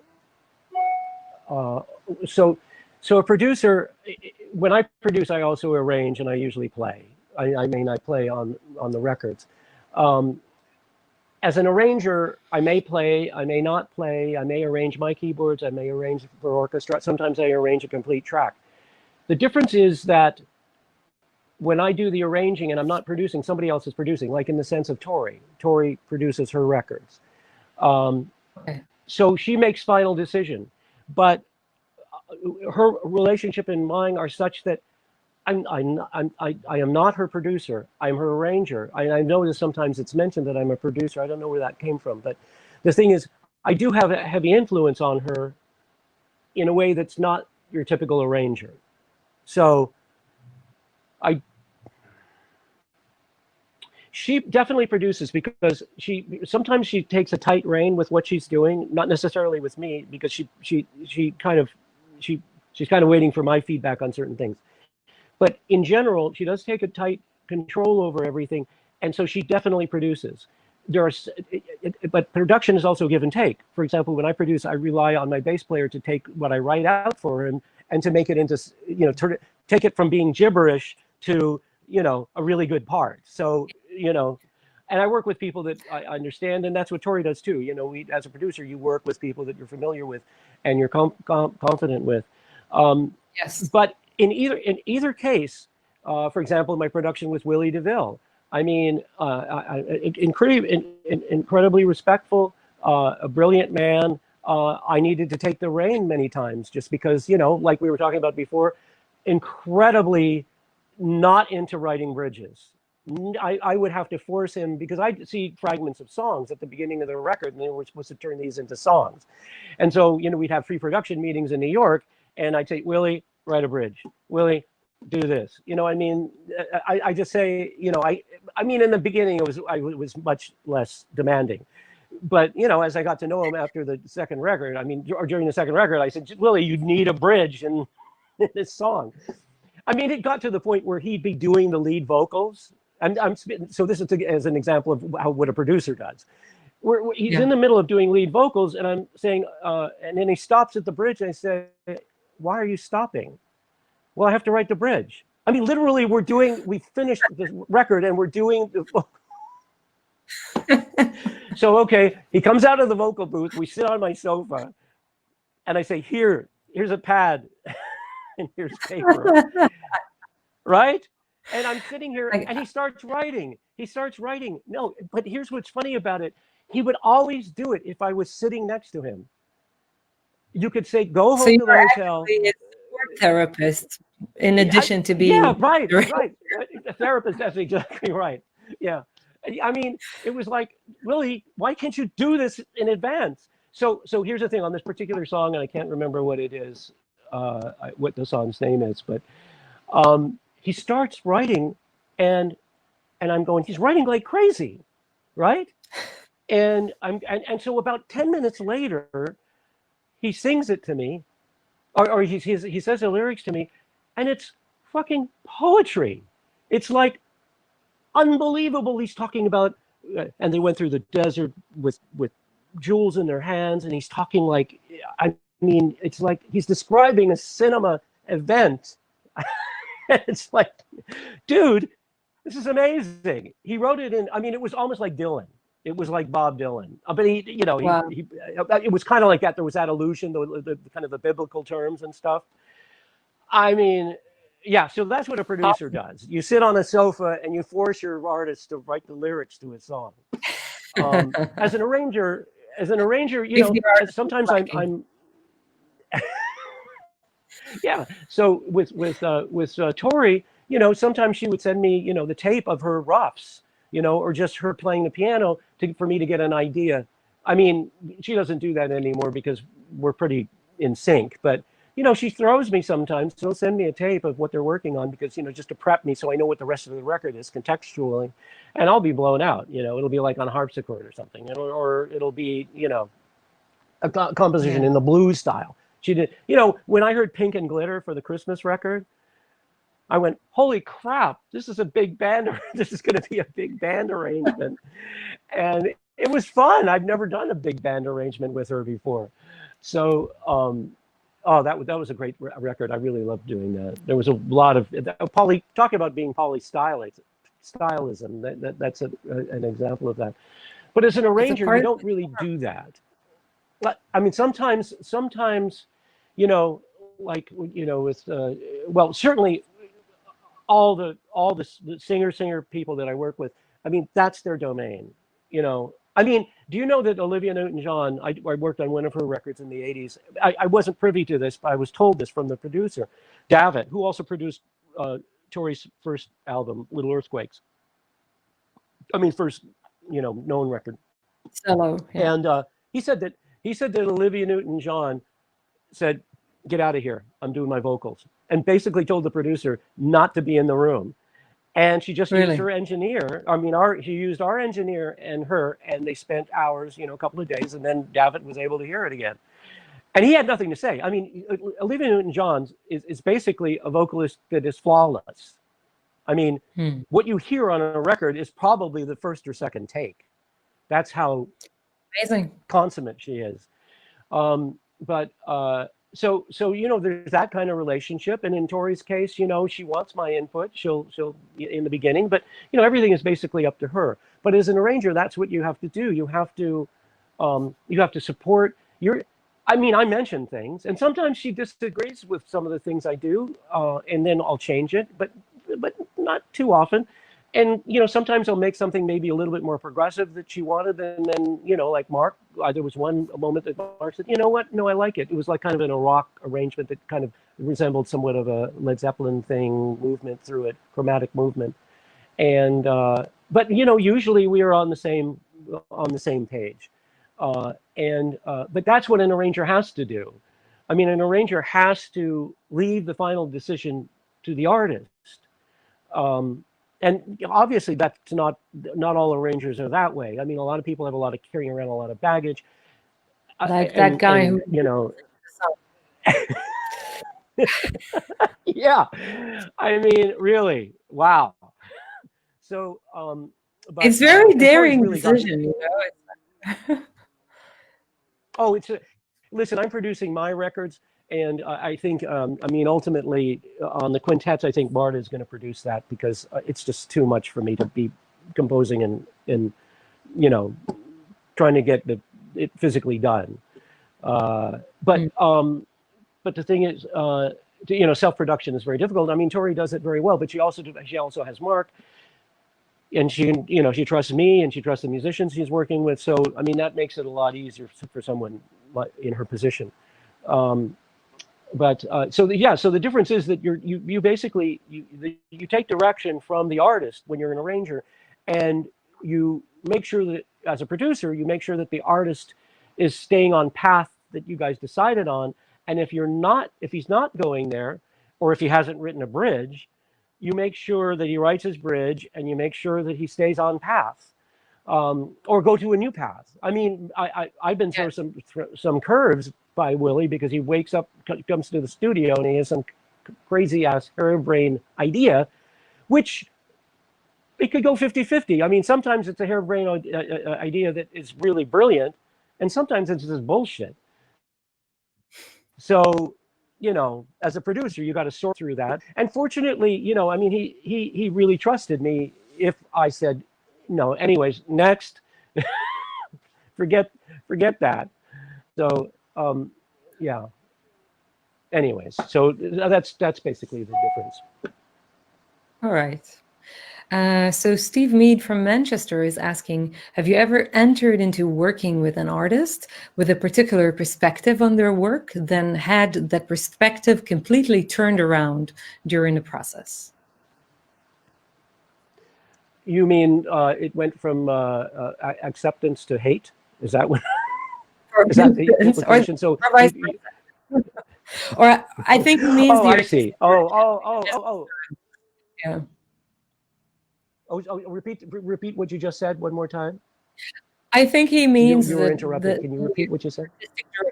The musical style. So if you ever entered into working with an artist that had a particular perspective on their work, and then have that perspective completely turned around during the process.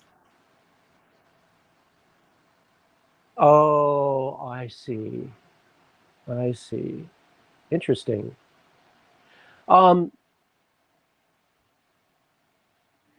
Well, there's been a lot of different events that are kind of weird.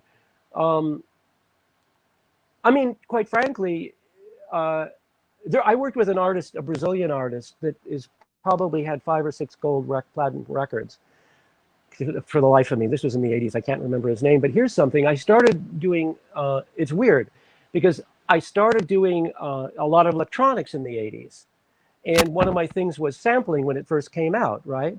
Which, I started a very early sampler, had an emulator too. But even before that, I was there was shot sampling on like your delay unit. You could sample stuff. So I did some interesting things with that, and I sampled his voice right, and when I played it back to him and I worked on it and it created something interesting, an interesting sound, he freaked out and he said, "You have to erase that."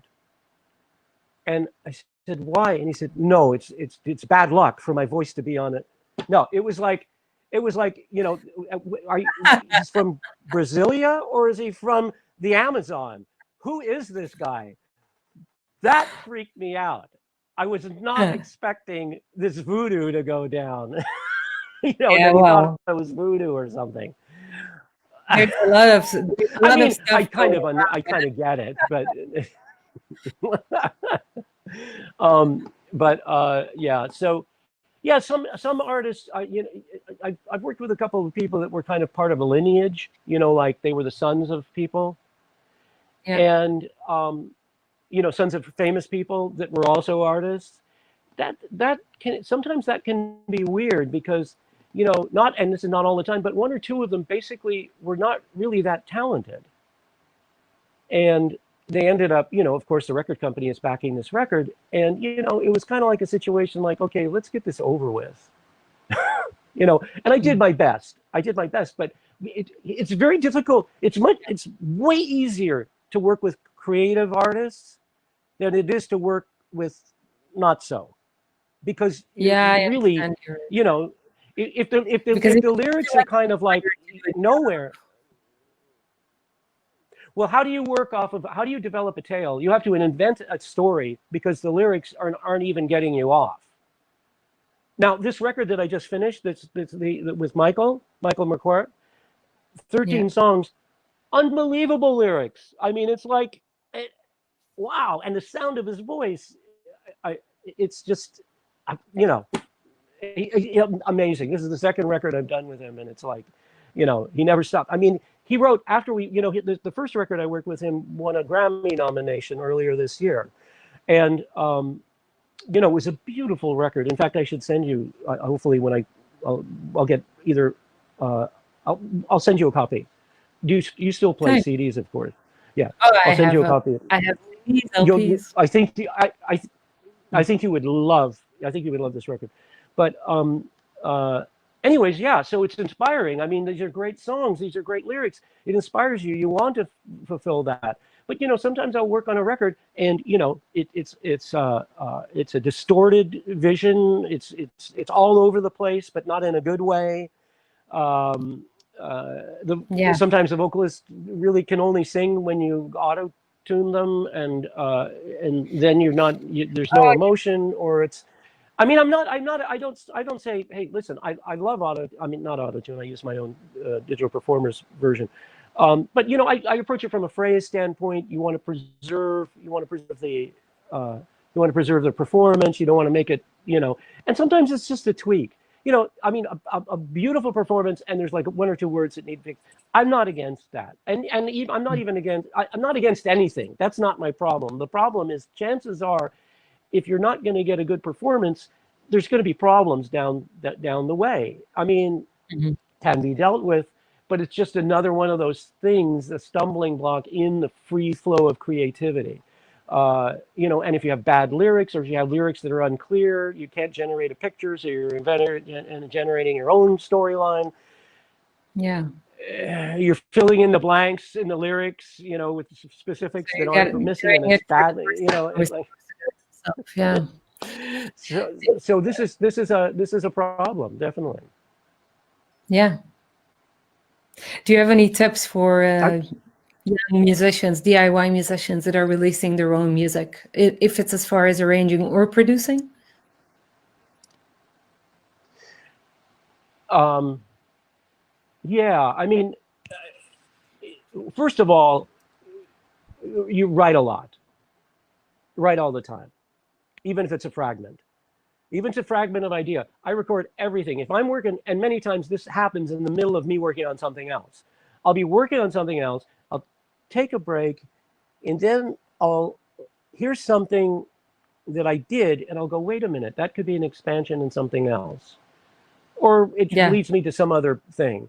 And so I'll immediately shut down that session. I'll bring up another session. I'll put it in there, or even my iPhone, or hum something. Done. Yeah, I'm sometimes recording a lot with my piano as I'm cycling through the city. And definitely, if that's it, and the thing is that this will be. I've done a ton of writing based on previous material, that I put down at 4 o'clock in the morning, and then I re-listen to it 2 years later, and I go, oh, wow, that would work here if I did this. So that's the bottom line. If you're going to be an artist, it's not just live performance. It's your habits, your hygiene, your musical creative hygiene. Put everything down. Keep thinking. Keep having ideas. Record your ideas. Don't ever expect that you're going to remember it by the time you get home if you're driving somewhere, or you're going to even remember it tomorrow. I've made this mistake a million times.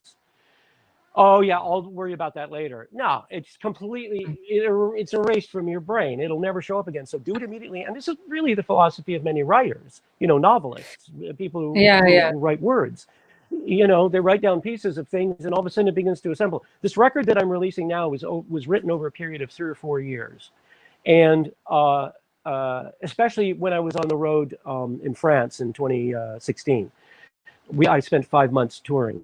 So it was a great opportunity to, I even did recording for one of Michael's records back then. But basically, whenever you get a chance, write, record, but also record the ideas. And I think that's how you get a good record. You don't write songs for a record, I don't think. You write it in a period of time, maybe, but I think that's limiting, because you don't know, as you're writing these songs, you're changing. So it's a snapshot of your life. So you have to be able to, at the end of the writing period, even when you're into the record, there's a time change. Things are changing. So you have to be ready to accept evolution, even in the process of recording.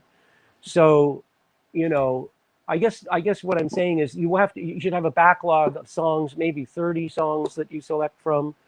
You don't have to have all the lyrics done for it. You don't have to have all the melody, but you should have. I listened to my record even when the overdubs weren't on it, and I realized certain things just because I listened to it as a whole, and I saw some things. I removed some things, to get the balance right and all that. So yeah, I think the preparation is that. I think that another thing that nobody listens to, well, few people listens to me that I'm producing. A number of singers who aren't necessarily musicians say, well, Phil, what should I do, now? Let's say we're going to start the record, or we're not going to start it, but we're going to start it soon, and they have time. I said, well, take a music class, go to acting school. We're talking about younger artists, in their 20s. Travel, do anything. Do anything, learn everything. You're going to need acting when you go on stage. Improv, do an improv class. You might want to learn how to play an instrument. Just saying, Oh, you mean people who don't even play an instrument? Okay. Well. Yeah. It's like I'm laughing because do I need to? Why am I even? Why do I need to say this? This is like. Yeah. You guys should be, if you're really into the music business, you know. But and it's stuff that's not necessarily music. Sorry. Oh, I'm sorry. I lost you. Yeah, I lost you as well. Oh, okay. I didn't hear what you said. I was referring back to what you said before about the moment that you kind of wait for the inspiration to struck you. Like I heard Tom Waits once in an interview, and he said that he would have songs come bother him in unopportune moments. So, for instance, while he was driving, and he would always stop at the on the side of the road and start transcribing whatever he was getting, or feeling himself running after the last sentence of a verse, or this last melody. And at some point when he was 60 or something like that, so a song came to him while he was driving, and then all of a sudden he said, well, hello, if you want to live, please come back at a more opportune moment. Go bother Leonard Cohen. If you want to exist, help me out. Can't you see I'm driving? So, I mean, that makes sense. Yeah, it makes a lot of sense. And yet, in combination with being the mule that has to keep on transcribing whatever needs to be transcribed, to open yourself up for these opportune moments, it's like, I think, the perfect combination for good writing. This is what it means to be a writer. Yeah, exactly. Yeah. Well, it's very immersive. I mean, being an artist means that it is part of your life. So, it's like waking up in the morning and make coffee or your scrambled eggs and stuff. You embrace it and you do it all day, all day, and when you sleep even. Oh, I wake up at night and I record melodies on my phone. Sometimes it's really annoying because like I hear this whole orchestration in my mind, and I know like I need to really wake up now and get up to my computer and start writing. And I can't play the piano because my neighbors are going to kill me. So it's like there's like a give and take thing as well. Oh, man. They actually had meeting about me 3 weeks ago and the noise that I make in the building. Oh, yeah. That follows us everywhere. I mean, there are precautions you can take, but it's difficult. It's difficult when you're living close to people. Yeah. So it's never going to dampen enough. Well, the one good thing is finally they have really good headphones. I mean, I'm using Audio Technica, and they're they weren't cheap. I bought them in Paris, but they're in I mean the best. I mean, I can actually do a mix on a headphone that actually sounds decent. I mean, it may need to be tweaked on speakers, but I always refer it's good that we have the technology now. Yeah, going back and forth, definitely. Yeah. Wow, I really enjoy talking to you. So this is actually the fun part of the interview. I'm going to ask you a series of questions from the Bernard Pivot questionnaire, and just answer with the first thing that comes to your mind. All right? Oh, boy. Uh-oh. Sure. All right. So what is your favorite word?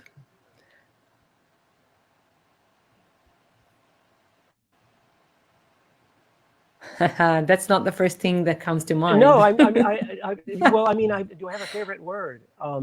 Damn. Damn, yeah, there we go.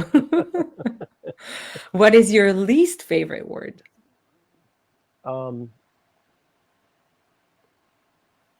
What would be the least favorite word? Oh, me saying or hearing it? Whatever. Both. Oh, that sucks. I mean, when referring to something that I just wrote, you know what I mean? When somebody else tells you that sucks, yeah. Yeah. What turns you on creatively, spiritually, or emotionally? Wow. Love, compassion, sacrifice, those kinds of things. That's embedded. You hear it in music. You hear what people do. Like the EMTs that I have friends who are EMTs and they're like on the line. That is inspiring. Beautiful. I like your answer. Okay. I didn't know whether. Go on. But it's real, a lot of people react to this with something real. I really like that. Oh, Yep. So what turns you off? Hypocrisy. Bullshit. Yeah. Yeah. And yeah, ego also turns me off. I hate that shit. Yeah. Yeah. Now I have. It's interesting. Oh, sorry. Go ahead. No, go ahead. Go ahead. I was going to say that hypocrisy kind of goes along with ego. In other words, or lack of. I mean, ego is kind of like, actually it's both your ego, you're thinking about yourself, but at the same time, underneath that, there's a lack of trust in yourself. In other words, oh yeah, people tend to have really big ego when they actually they have less respect for themselves. In other words, they're not confident with themselves, so they overdo it by the ego part. But deep down inside, there's a fear that exists. And so hypocrisy is part of a way of controlling the environment around them and making sure they keep control, because they know that it's bullshit, but it's okay because, you keep, it's kind of like in classical logic, it's called Scotus, and it's the I forgot what the Latin is, but it means basically you throw bullshit into a logical question, a logical event, and you'll get bullshit out. So this kind of keeps everything from ever settling down. And it's a political tool also, but it's also a social tool. So anyways, that's how that all comes together. Oh yeah, absolutely. What is your favorite curse word?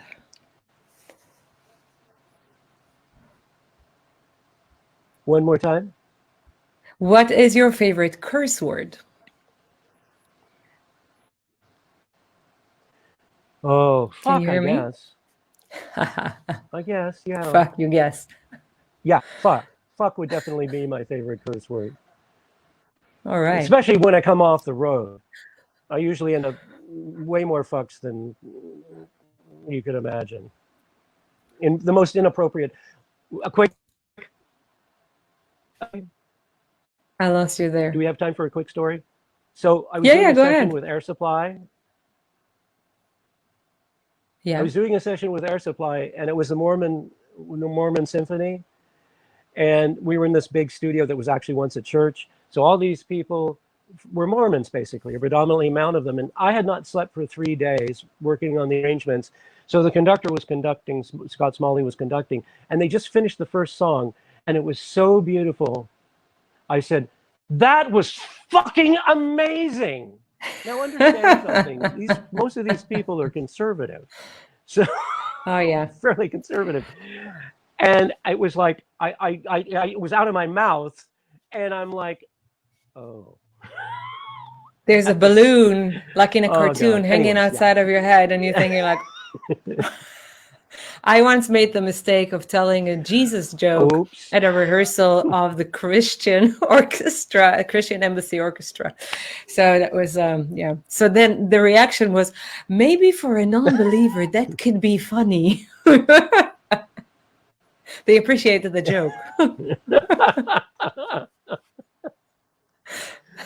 Oh, God. What sound or noise do you love?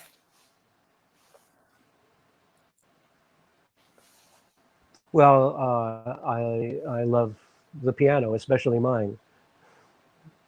I have a kawai. Which one do you have? I adore. I like the grand kawais. They are very centralized, you know? The grand kawais, like the sound is centralized. It's as if the mid quality of the tone is the whole way through the range. You know what I mean? It's like everything sounds very even. Yes, and it's interesting. This particular piano that I have was worked on. A massive amount of money was spent on the action, and it approaches the temperament, sound-wise and feel-wise, approaches a Bosendorfer. It's not a Bosendorfer, but it has the same lower pedestal, soft pedal. It has a very soft pedestal action, so I can play it very softly and it still responds, which is very important, especially in terms of ghosting and when when in classical music, there's these multiple layers, and you can get those layers on this, much like on a Bosendorfer. And it's a fairly consistent. There's a little funniness at the top end, but it's very, I mean, especially for a Kawai. Kawais basically suck, but this one is. Well, I don't truly know. I like the grand ones, like especially for not the baby grands, like the middle size and then up. They're nice. I'm not a big. Right, well, I shouldn't right. say that I'm not a big fan of. Yeah. But yeah. Well, that's my personal experience. So. Yeah. What sound or noise do you hate? Gunfire. Sorry, could you say that again? Like handguns. I hate gunfire of shooting. Oh yeah, absolutely. Yeah. Living in the States, that should be a burden, no? In that sense, because I don't know. I've visited the States neighborhood times. Here. Sorry. It's in Los Angeles. In Los Angeles, depending on your neighbor, I mean, no matter what neighborhood you're in, you're going to hear it, at least once a year to once a month. Yeah. Fortunately, in the distance, when I was visiting the States, I got to hear them several times, and I was actually shocked. Like you see in a normal street, and you think like, "Oh, what is going on? Are we in war?" Yeah. Yeah. Weird. It's pretty weird, and also the amount of people displaying flags outside of their houses was also overwhelming for me. It's yeah. It is. It's a flaw. It's a massive flaw here.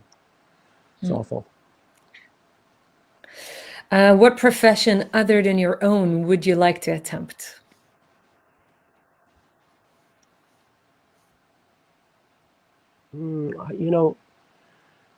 Sometimes I think about being a teacher. Sometimes, I mean, I'm not going to do it, but it's a possibility. I mean, I like teaching.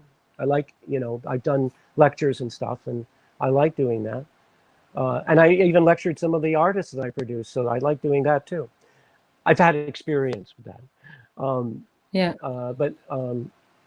Yeah, that and I mean, I could have been a physicist. I mean, I love physics. I stay on it, especially cosmology, and I dream about, I don't dream about it, but I mean, I can imagine myself at CERN in Switzerland, working on the collider.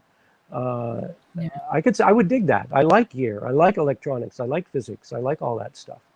And I like the environment, the challenging environment of it. But, in the end, you can be working on a formula in science, in any of the sciences and mathematics. You can work on something for a decade and discover that it's wrong.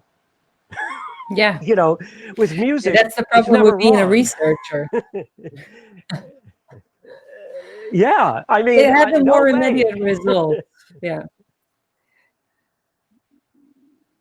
Although I guess in music, the result could be either very rewarding or super devastating. Sorry. Yeah, when nobody gets what you're doing, or when you never get it out there, or if you work on it for so long that you never release it. I mean, there's a lot of complications with it, but at least once you finish a song, whether people hear it or not, it's finished. Well, pretty much. But it seems to be you make a piece of art and it's on art and it's done. I mean, it could be a mobile art, but it's still, it's finished. So, What profession would you not like to do?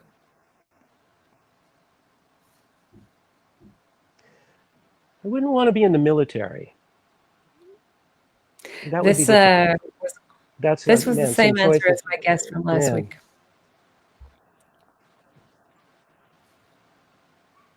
What do you mean? Well, my guest from last week the same answer to this question. Yeah. So it's somehow this podcast has become the left wing oriented. Not that the challenge of military. It's not the challenge. It's not the challenge of military, and I respect them. I respect them a lot. Everybody in it, from in the field and the administrators and all that. The problem is that there's going to come a point where you have to choose to kill someone. I mean, absolutely. Well, maybe it's not even a choice. Maybe you're ordered to do that, and you would have to go against your will to do something that you don't want to do. I think that's even worse. It's such an existential experience. I mean, my God. Yeah. Yeah. I don't like that. Yeah, I totally relate to that. Well, last question. If heaven exists, what would you like to hear God say when you arrive and cross the gates?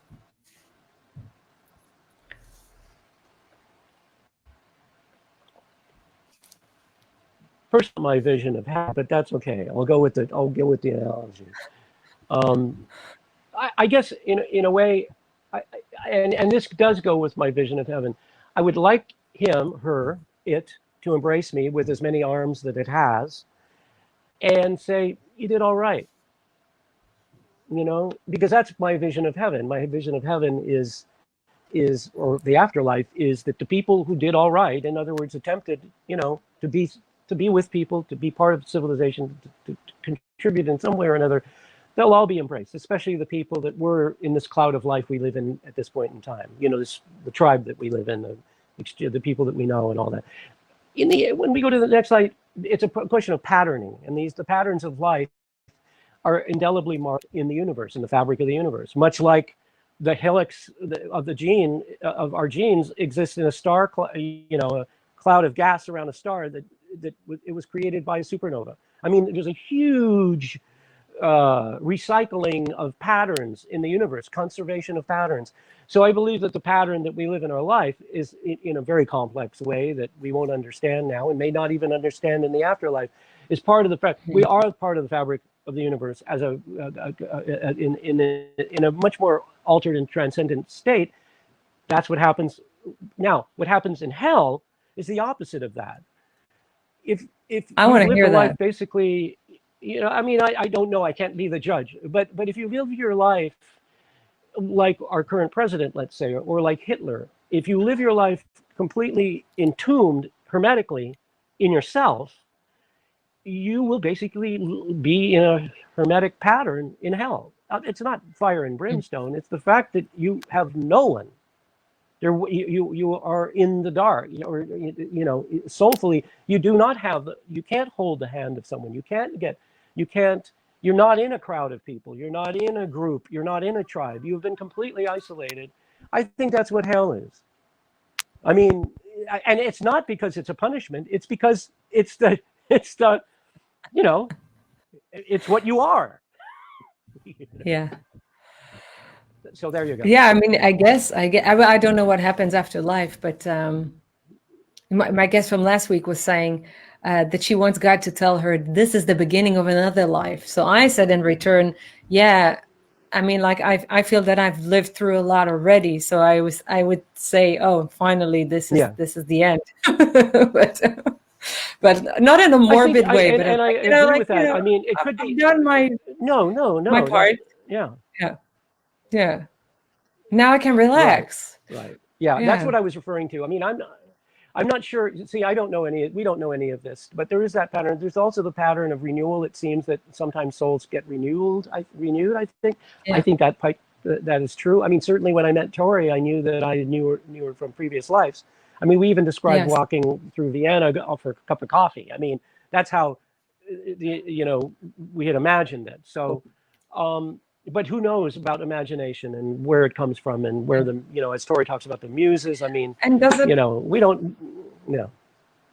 But does it really matter if it happened or it didn't happen? It happened for you. So as long as you feel it, it's all right. As long as you're not hurting anyone with doing that, it's totally fine.